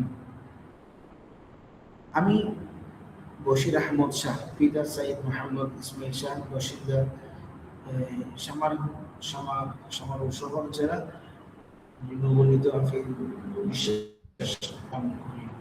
আমি আল্লাহ তাআলা, তার সকল ফেরেশতা, তার সকল কিতাব, তার সকল রাসূল এবং কিয়ামতের দিন তাকদীরের ভালো মন্দ, মরণের পর পরকালের উপর ঈমান রাখি। ঈমানে মুজমাল এবং ঈমানে মুফাসসালের উপর পরিবিশেষ রাখি। আমি শপথ করে স্বীকার করছি যে আমি খাতামুন নবীয়্যিন হযরত মুহাম্মদ সাল্লাল্লাহু আলাইহি ওয়াসাল্লামের খতমে নবুয়তের উপর শর্তবিহীনভাবে পরিপূর্ণ ঈমান রাখি।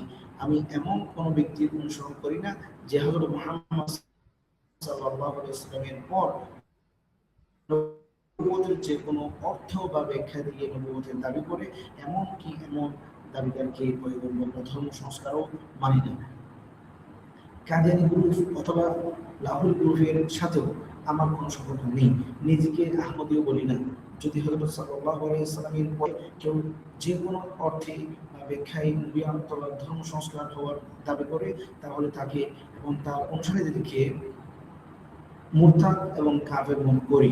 অনুরূপভাবে মির্জা গোলাম আহমদ কাদিয়ানি এবং তার অনুসারী আহমদী লাহোরী গ্রুপের অমুসলমান এবং ইসলাম থেকে খারেজ হওয়ার উপর ঈমান রাখি। এই বক্তব্য আমার সকল ভাগ্য। আমি তাকে হাতের মাঝে জেনে সম্পূর্ণ সত্য কথা লিখে দিচ্ছি আপনার শরীরে।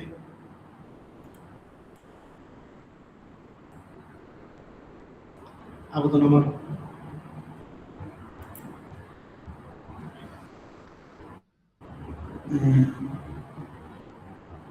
আপনার শরীরে আবেদন আমার উপরোক্ত আকীদার সামনে রেখে ফতোয়া দিন। আকীদা হিসেবে আমি শরীয়তে মুহাম্মাদী অনুযায়ী মুসলমান হয়েছি না কি হইনি। তারপরে আমাকে কাদিয়ানি বলা কি ঠিক হবে? আমাকে যদি কেউ কাদিয়ানি বলে তাহলে শরীয়তে মুহাম্মাদীতে তার হুকুম কি হবে? প্রশ্ন ক। জবাব ক। আপনি যদি প্রশ্নে উল্লিখিত আকীদা লালন করেন এবং অন্য কোনো ফাসিদ আকীদা না রাখেন, তাহলে নিঃসন্দেহে আপনি মুসলমান। এই প্রশ্নে উল্লিখিত আকীদায় বিশ্বাসী লোক কাদিয়ানি হতে পারে না, তাকে কাদিয়ানি বলাও দুরূহ নয়। কাউকে অকারণে কাদিয়ানি বলার মারাত্মক গুনাহ যদি কেউ অজানাবশত বলে থাকে, তাহলে অতি সত্বর তাকে তওবা করতে হবে। আর যদি কোনো ভুল বুঝাবুঝির কারণে বলে থাকে, তাহলে ভুল বুঝাবুঝি দূর করতে সচেষ্ট হওয়া দরকার।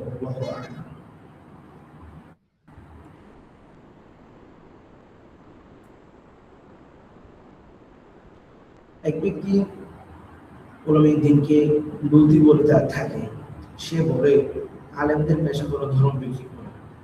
এলমে দ্বীন শিখিয়ে তারা মানুষকে গুমরাহ করছে। উলামায়ে কেরাম হলো বদমাইশ। আরবি মাদ্রাসাগুলো পর সবাই অর্থাৎ মুশরিক কাফের রহমত জানতে যাবে এ কথার দলিল হিসেবে এই হাদিসটি তারা পেশ করে ইন্না মুহাম্মদ ঈসা ফাকাত গদবি সাথে সাথে মৌলানা শিবলি নোমানের সিরাতুন নবী কিতাবের চতুর্থ খণ্ডে দুর্যোগের সমাপ্তি অধ্যায়ে এটি দেখিয়ে মানুষের জেহেনে খারাপ করছে তারা। এখন বলুন এসব লোক আকীদা কি শরীয়তের মুহাম্মাদির অনুকূল না কি প্রতিকূল? জবাব, উল্লিখিত আকীদা অত্যন্ত গ্রহণীয়পূর্ণ। প্রথম আকীদা সমস্ত হাদিস অগ্রহণযোগ্য, এটি কুফরি আকীদা, যার পর মানুষ ইসলামের গণ্ডি থেকে বের হয়ে যায়। দ্বিতীয় আকীদাও কুফরের আশঙ্কাপূর্ণ।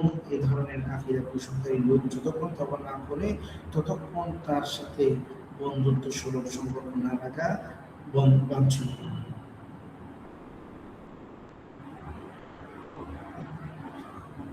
কোন মুসলমানকে কাফের উক্তিকারীর হুকুম ওলামায়ে দ্বীন কি বলবেন?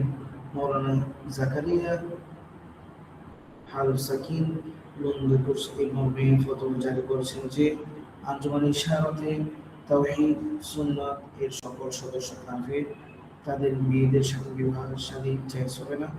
তাছাড়া তিনি মুহাম্মদ ইবনে আব্দুল ওয়াহ্হাব নজদি, ইবনে তাইমিয়া, ইসমাইল শহীদ এবং দেওবন্দি সবাইকে কাফের বলে থাকেন। এই ফতোয়া দেওয়ার কারণে উল্লেখিত মাওলানা সাহেব কি কাফের হয়ে যাননি? কোন মুসলমানকে কাফের বলা শক্ত গুনাহ, এরকম যে বলবে সেই ফাসিক, তবে তার এই ভুলের কারণে তাকে নিঃস্ব শর্তভাবে কাফের বলা যাবে না যতক্ষণ তার অন্যান্য বুনিয়াদি আকাইদ খারাপ না হয়। অবশ্যই এরকম বলা কুফরের ভয় থেকে খালি নয়। আল্লাহু আ'লাম।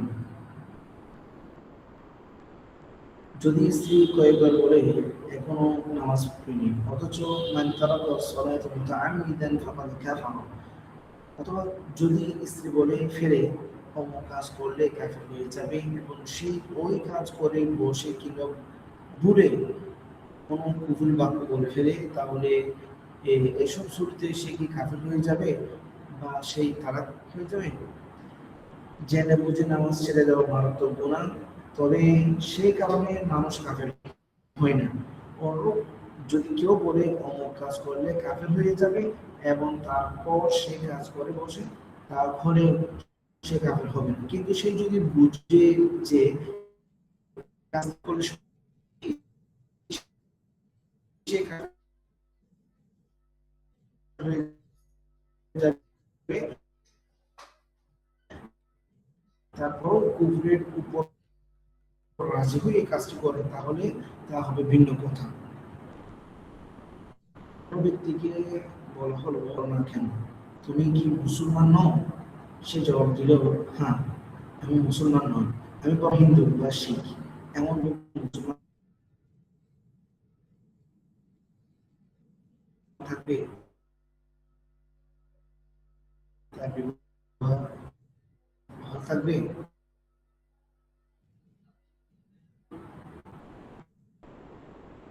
হ্যাঁ, আমি মুসলমান নই, আমি হিন্দু বা শিখ বাক্যটি কুফরি বাক্য থেকে যে অর্থ বোঝাও সেটা থাকে অন্যরকম থাকে, তাহলে তা লিখে আবার প্রশ্ন করতে হবে। তবে সব অবস্থায় ঈমান করা উচিত, কারণ এটি অত্যন্ত নাজুক বিপজ্জনক বাক্য। আল্লাহ তাআলা প্রত্যেক মুসলমানকে এই ধরনের কথা মুখে আনা থেকে হেফাজত করুন। আল্লাহু আ'লাম। একজন মুয়াজ্জিন 5 ওয়াক্ত নামাজ 5 ওয়াক্ত মসজিদে আযান দেন, তার ব্যাপারে এক লোক আমাকে 5-6 দিন বলছে এই লোকটি ঘুরে খুব বক বক করে, নাউজুবিল্লাহ, যার কারণে আমার ঘুম বিঘ্নিত হয়। তাকে বলুন সে যেন ভোরে আযান না দেয়। এক লোক তাকে কোনো রোগীকে ইনজেকশন করতে বলল, সে বলল আযান বন্ধ না করলে আমি ইনজেকশন করব না। এ ব্যক্তি শরীয়ত হুকুম কি? যে লোকটি ফজরের আযানের ব্যাপারে এরকম বিয়াদবিমূলক কথা বলে তাকে খুব বদ আকীদা বলা হচ্ছে, এগুলো কুফরি কথার অন্তর্ভুক্ত। এই লোকের তৎক্ষণাৎ তওবা করা, ঈমান নবায়ন করে নেওয়া উচিত। যতদিন সেই তা না করবে ততদিন তার সাথে মুসলমানদের বিশেষ সম্পর্ক না রাখা কর্তব্য। কয়েকজন লোকের সামনে এক লোক বলল, আমি কাফের হয়ে যাব, পাথর পূজা করব, আল্লাহ তাআলার সাথে লড়াই করব, নাউজুবিল্লাহ, এবং দাড়ি কেটে ফেলব। যখন লোকজন তাকে ধরে বসলো, তখন সে এই কথাগুলো উদ্ধৃত করে মিথ্যা কথা বলল যে আমি এমন কথা বলিনি, অথচ মহল্লার সব লোকজন তার ওই কথার উপর সাক্ষী রয়েছে। সাক্ষ্য গ্রহণের আগে সে অভিযোগ পুরোপুরি অস্বীকার করছে। তারপর যখন সাক্ষ্য গ্রহণ করা হলো, তখন সে স্বীকার করে বলল, আমার ভুল হয়ে গিয়েছে, এখন সে ক্ষমা প্রার্থনা করছে। এই বিষয়টি শরীর কিভাবে? আর এখন যে সেই এই আমি কাভাবে যাব কথার দিক থেকে তবা করছে, তার তবার জন্য কি বিশেষ কোনো কথা আছে? বর্ণিত প্রশ্নে লোকটি উক্ত কথা বলে মারাত্মক গুনাহ লিপ্ত হয়েছে। তাৎক্ষণিকভাবে তার উচিত আল্লাহ তাআলার কাছে তওবা করা। তওবাটি এভাবে হতে পারে, সে আল্লাহ তাআলার কাছে আরজ করবে, হে আল্লাহ, আমি আপনার কথাগুলো বলে শক্ত গুমরাহি আমি উপরের উক্ত কথাগুলো বলে শক্ত গুমরাহির পথ অবলম্বন করেছিলাম। আমি এর জন্য অত্যন্ত লজ্জিত। আগামীর জন্য এই ধরনের কথা এবং সব ধরনের কুফরি কথা ও কাজ থেকে পবিত্র থাকার কথা প্রকাশ করছি। হে আল্লাহ, আপনি দয়া করে আমাকে মাফ করে দিন। তাছাড়া সতর্কস্বরূপ ইমানের ফসলের সাক্ষ্য এবং অন্যান্য সব ধর্ম থেকে তার পবিত্র থাকার বিষয়টি মানুষের সামনে প্রকাশ এবং প্রচার করে দিবে।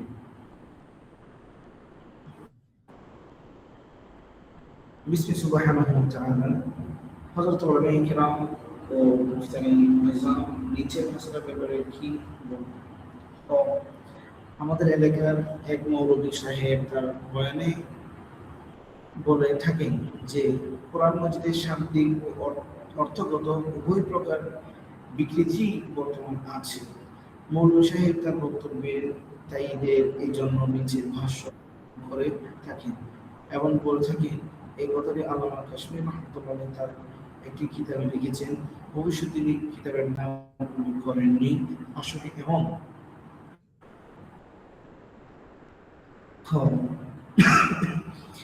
এমন বক্তব্য দানকারী মৌলভী সাহেবের হুকুম কি? তিনি কি ইমামতের উপযুক্ত? তার এই আয়াতে কোরআন মাজিদের আয়াত ইন্না রাহমাতাল্লাহি যিকরা ওয়া ইন্না লাহু হাফিজুন এর পরিণতি নয় কি? তাছাড়া যে লেখকের কিতাব উদ্ধৃত দেওয়া হচ্ছে, তার হুকুম কি? মুসলমান না কি মুরতাদ? দলিল সহ জবাব দান অধ্যাত্ম হচ্ছে। শেখুল হাদিস হযরত মাওলানা মুহাম্মদ উসমানী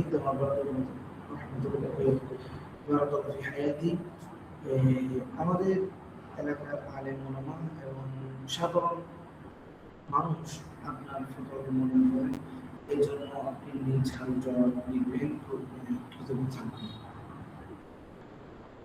কোরআনে কারিমের শাব্দিক বিকৃতি থাকার আকীদা লালন করা কুফরি। হযরতে আল্লামা কাশিমির রাহমাতুল্লাহি আলাইহি উক্ত ইবারত বলতে চেয়েছেন, পূর্ববর্তী আসমানি কিতাবসমূহ তাওরাত, ইনজিল, জাবুর এই ব্যাপারে যারা বলেছে এগুলো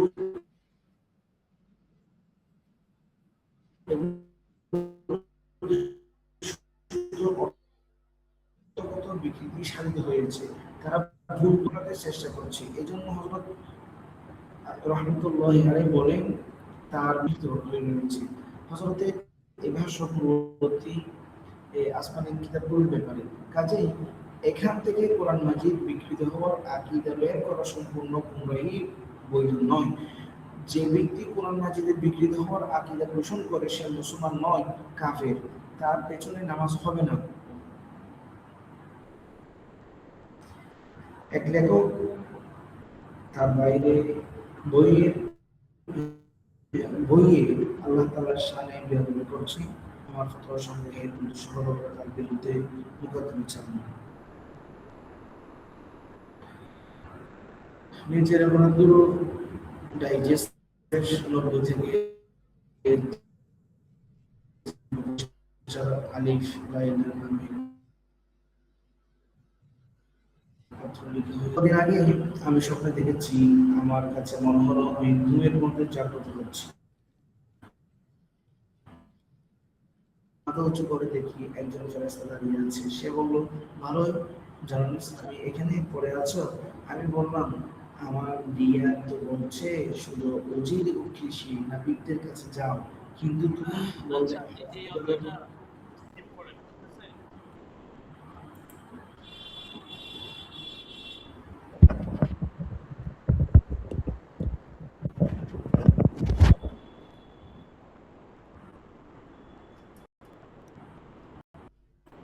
জি, বলতেছিলাম, সামনে চলে যান, সামনে সামনে। আমাদের মেইন হচ্ছে মাসআলা জানতে হবে, ঠিক আছে? প্রবন্ধ পড়ার টাইম নেই। কাদিয়ানী লাহোরী গ্রুপের সাথে সম্পর্ক রক্ষা করি ব্যক্তির কয়েকটি কুফরি আকিদার হুকুম। আচ্ছা, এগুলা দরকার এই নাই, জন্য ঠিক আছে? এগুলা আহ, দরকার নাই, ঠিক আছে? এগুলা তারপরের অধ্যায়ে চলে যান, দেখেন অল্প কিছুক্ষণ পড়েন। ইসলামী ও ইসলামী দল প্রসঙ্গ। এই যে আচ্ছা, আল হুদা ইন্টারন্যাশনাল, এটাও দরকার নাই, ঠিক আছে? মানে আমরা হচ্ছে শুধু শুধু মাসআলা সংক্রান্ত যে প্রশ্নগুলো আছে এগুলা পড়বো। ওই রাষ্ট্রের বিভিন্ন বিষয় এগুলো আমাদের পড়ার প্রয়োজন নেই, ঠিক আছে? এগুলা ওই রাষ্ট্রের সাথে সংশ্লিষ্ট বিষয়, জি ঠিক আছে? এগুলো আমাদের পড়ার কোনো দরকার নেই, এগুলো স্কিপ করেন। 110-এ যান। তারপর হচ্ছে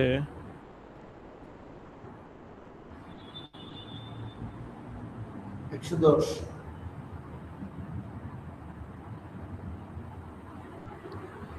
118-তে যান, 118। এটা পড়েন, 118 নাম্বার পেজ থেকে পড়েন। রাফেজিদের ব্যাপকভাবে কাফের সাব্যস্ত না করার কারণ। 118।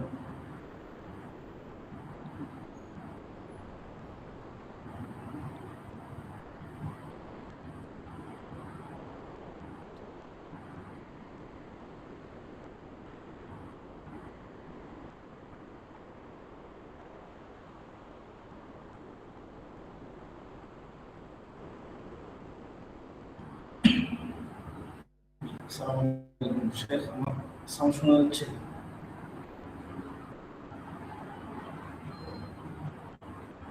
জি, শোনা যাচ্ছে। আসসালামু আলাইকুম রহমতুল্লাহ। এতক্ষণ যে ক্লাস করলাম, কি পড়লো কি করলো কিচ্ছু বুঝলাম না, 118। সাউন্ডের খুব সমস্যা।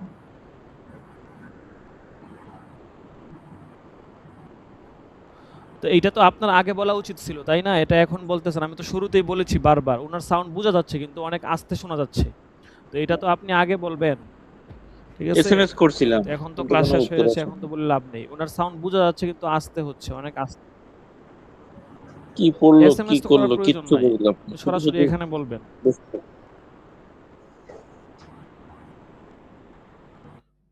এটা তো আপনার আগে বলা উচিত ছিল।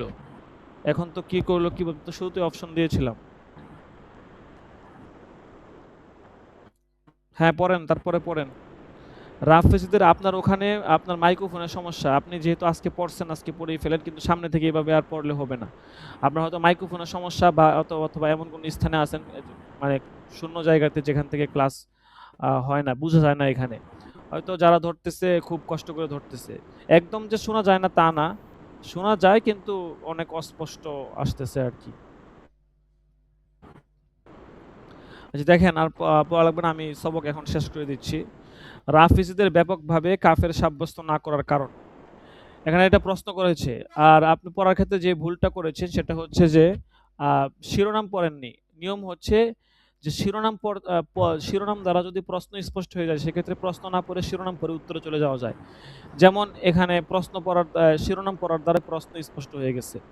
রাফেজিদের ব্যাপকভাবে কাফের সাব্যস্ত না করার কারণ, এই শিরোনাম দ্বারাই প্রশ্নটা স্পষ্ট হয়ে গেছে, ঠিক আছে? কাজেই এখানে আপনার প্রশ্ন না পড়লেও চলে, ঠিক আছে? কারণ লম্বা লম্বা প্রশ্ন থাকে, যেগুলোর মধ্যে অতিরিক্ত অনেক কথা থাকে, যেগুলো আমাদের পড়াটা অত জরুরি না। আর এভাবে এত প্রত্যেক পেজ বাই পেজ, অক্ষর বাই অক্ষর পড়লে 4 খণ্ড শেষ করা কোনোভাবেই সম্ভব হবে না। আচ্ছা, আমার হচ্ছে মৌলিক এবং গুরুত্বপূর্ণ বিষয় যেগুলো দৈনন্দিন আমাদের জীবনের সাথে সংশ্লিষ্ট, শুধু এগুলোই জানবো। আর সেই ক্ষেত্রে যেগুলো একটু বেশি ইম্পর্টেন্ট এবং যেগুলো একটু লং হয়, সেই ক্ষেত্রে সেটা আমরা শুধু শিরোনামটা পড়বো, প্রশ্নটা স্কিপ করব। যেমন এখানে রাফেজিদের ব্যাপকভাবে কাফের সাব্যস্ত না করার কারণ, ব্যাস এটা পড়ার দ্বারাই কিন্তু আপনার উত্তরটা মোটামুটি, প্রশ্নটা ক্লিয়ার হয়ে গেছে। তো এখন উত্তর দিচ্ছেন। যে যেসব শিয়া কুফরি আকীদা বিশ্বাস লালন করে, যেমন কুরআন মাজিদের বিকৃত হওয়ার কথা বলে, অথবা মনে করে যে হযরত জিবরাইল আলাইহিস সালাম ওহী আনতে ভুল করেছিলেন, অথবা হযরত সিদ্দিকা আয়েশা রাদিয়াল্লাহু তাআলা আনহা অপবাদ প্রদান করে, তাদের কুফরে কোনো সন্দেহ নেই। কিন্তু সকল শিয়া এমন বা এই জাতীয় আকীদা লালন করে, এমন কথা যথার্থ রূপে সাবেত নয়। কিছু, কিছু শিয়া আছে যারা বলে যে কাফি বা উসুল কাফিতে যেসব কথা লেখা হয়েছে আমরা ওগুলোকে দুরুস্ত মনে করি না। অন্যদিকে কাউকে কাফের সাব্যস্ত করা যেহেতু একটি জটিল বিষয়, এজন্য এক্ষেত্রে যথেষ্ট সতর্কতা প্রয়োজন। ধরে নেওয়া যাক যদি কেউ তাকিয়া মানে শিয়া মতানুসারের জুলুমের ভয়ে যে সত্য গোপন করে, হ্যাঁ, এর পথ অবলম্বন করে, তাহলে সে অভ্যন্তরীণ আকীদার কারণে আল্লাহর কাছে কাফের সাব্যস্ত হবে। কিন্তু ফতোয়া সবসময় তার বাহ্যিক অবস্থার উপরে আবর্তিত হয়।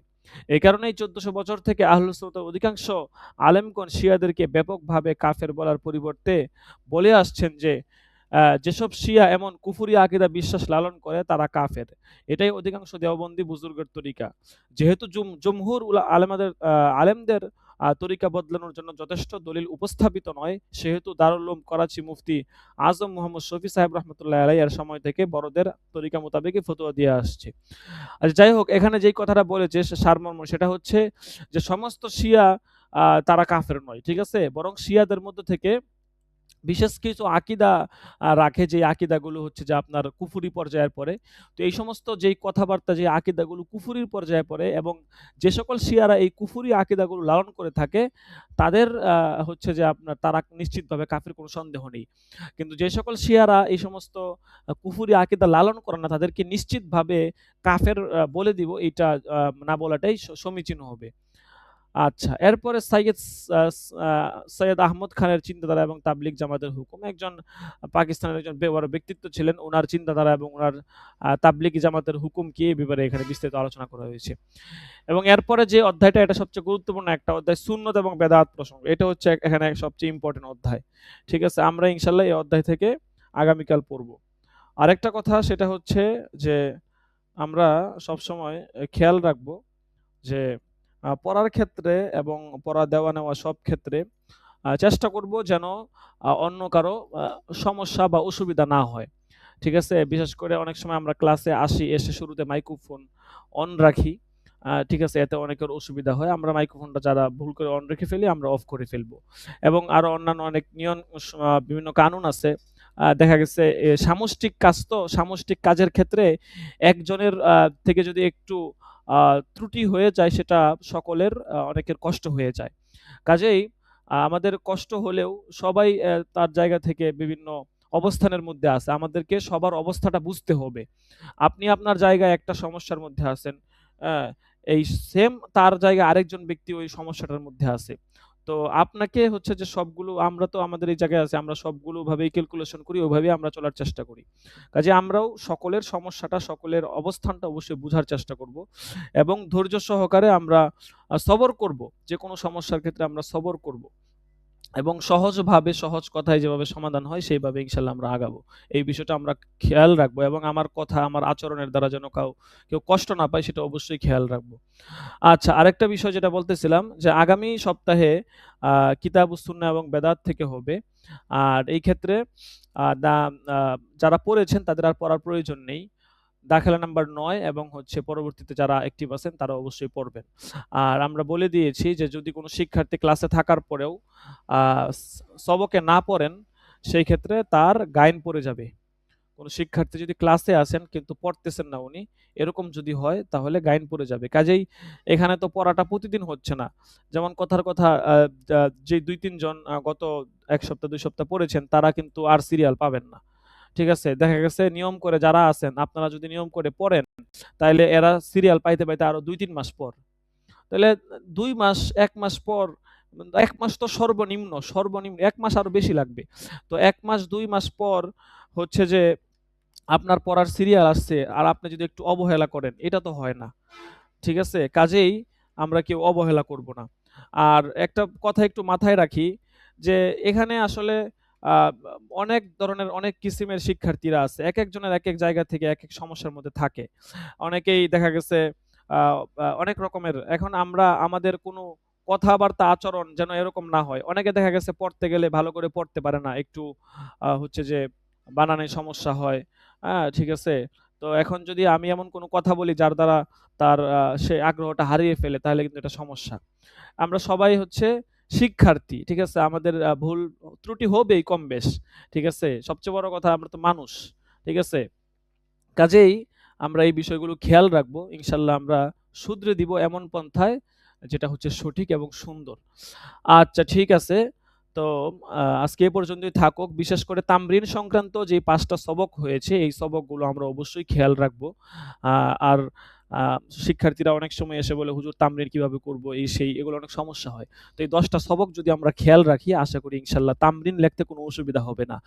আর তামরিন লেখার আরো কিছু সিক্রেট কিছু আ গোপন কিছু বিষয় আছে। আমাদের YouTube চ্যানেলে আমরা একটা ভিডিও দিয়েছিলাম এবং ভিডিওটা মোটামুটি ভালোই অনেকেই দেখেছেন। তো ওই ভিডিওতে তামরিন লেখার কিছু সিক্রেট সম্পর্কে আলোচনা করা হয়েছে। এটা হচ্ছে যে না পারতে এরকম করা আরকি। অনেক শিক্ষার্থী থাকে যারা হচ্ছে যে এখন যদি দেখা গেছে আপনি কোনো পন্থা পদ্ধতি অবলম্বন করে, কোনো কপি পেস্ট পদ্ধতি অবলম্বন করে লেখেন, সেক্ষেত্রে তো আপনার যোগ্যতা হবে না। আর আপনি যদি শ্রম দিয়ে কিতাবাদি খুঁজে বের আপনার কোন কিতাব লাগবে? আমাদের কাছে আলহামদুলিল্লাহ সব কিতাবই আছে। পিডিএফ ফাইল সমস্ত কিতাব আছে। শত, শত কিতাব আমাদের কাছে আছে। তো আপনার কোন কিতাব লাগবে বললে আপনাকে দিয়ে দেওয়া হবে, কোনো সমস্যা নেই। তো কিতাবাদি খুঁজে ঘেঁটে, ঘেঁটে যদি লেখতে পারেন, এটা হচ্ছে মানে প্রকৃত অর্থে আপনি তামরিন করতেছেন। আর যদি আপনি নেট থেকে ঘেঁটে-ঘুটে কোথাও থেকে দেখে, তারপরে কপি পেস্ট করে বা সার্চ দিয়ে বের করে লিখে ফেলেন, সেটা হচ্ছে যে আপনার ঐরকম যোগ্যতা হবে না। বুঝতে পেরেছেন? কাজেই আমরা খেয়াল রাখবো যেন আ হক আদায় করে তামরিন লিখতে পারি। আচ্ছা ঠিক আছে, হাজিরা দেওয়া হবে। আমরা হাজিরা ডাকা হবে, আমরা হাজিরা দিয়ে দিব। সাবেত আহমদ দাখিলা নাম্বার ৩। মাইক্রোফোনটা আগে থেকে অন রাখবো ইনশাআল্লাহ। লাব্বাইক দাখিলা নাম্বার ৩ সাবেত আহমদ। লাব্বাইক না দিলে কিন্তু হ্যাঁ, লাব্বাইক না দিলে গাইন লাব্বাইক দিয়ে দিব। একটু লাব্বাইক দিতে হবে। মুশফিকুর রহমান,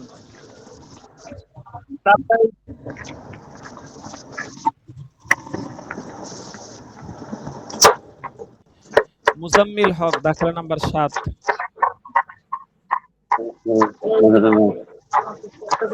মুজাম্মিল হক নাই? মুজাম্মিল হক আছে?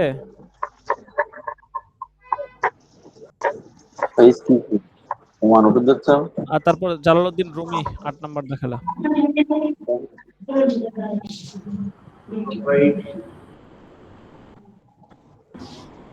৮ নাম্বার দাখিলা জালালউদ্দিন। আচ্ছা। রাকিবুল ইসলাম ৯ নাম্বার দাখিলা।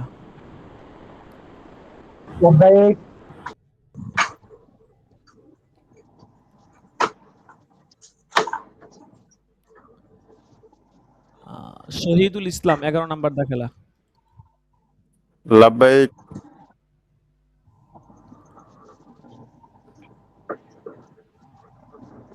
তারপর ১২ নাম্বার দাখিলা আসাদুল্লাহ। লাব্বাইক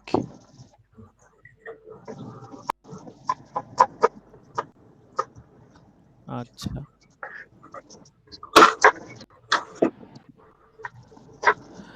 ১৪ নাম্বার দাখিলা মুমিনুল ইসলাম। লাব্বাইক মুমিনুল ইসলাম নাই। আচ্ছা। ১৫ নাম্বার দাখিলা রিয়াজুল ইসলাম।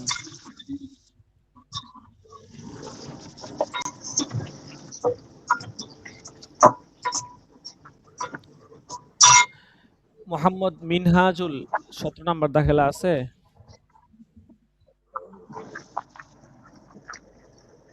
আসিফ হাসান আছে ১৮ নাম্বার দাখিলা আসিফ হাসান।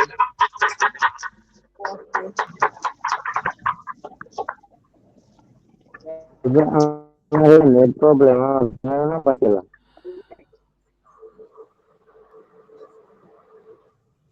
কত নাম্বার দাখিলা?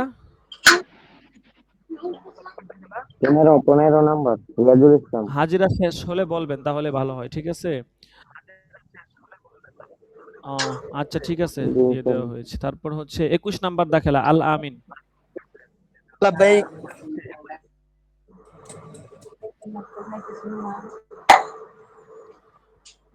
নাজিম শেখ ২৩ নাম্বার দাখিলা। এটা সমস্যা। নাজিম শেখ আছে 23 নাম্বার দাখেলা।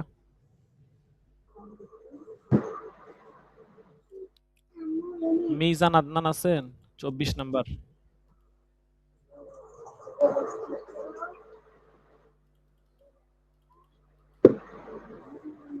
ইসলাম হুসাইন নাই। 26 নাম্বার সাদিকুল ইসলাম। লাব্বাইক।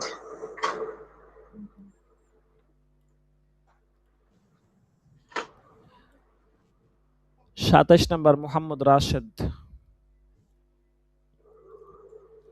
28 নাম্বার আরিফুল ইসলাম।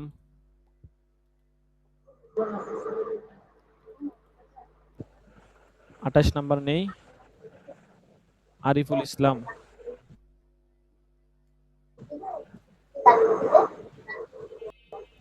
হুসাইন আহমদ আছেন 29 নাম্বার।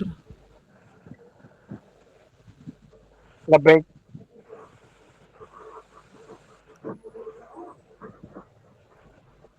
আচ্ছা, মোহাম্মদ আব্দুল্লাহ 30 নাম্বার। দিনে দুটো কম্বল দেবে। 31 নাম্বার মিজানুর রহমান। 31 নাম্বার আছেন মিজানুর রহমান।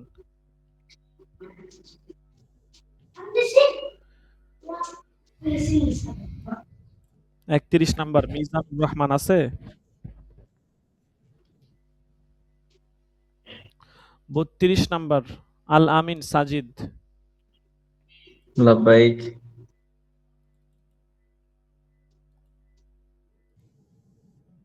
আচ্ছা, 33 নাম্বার হাসানুর রহমান আছে।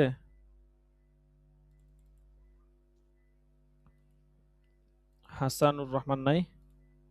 G M Hasan.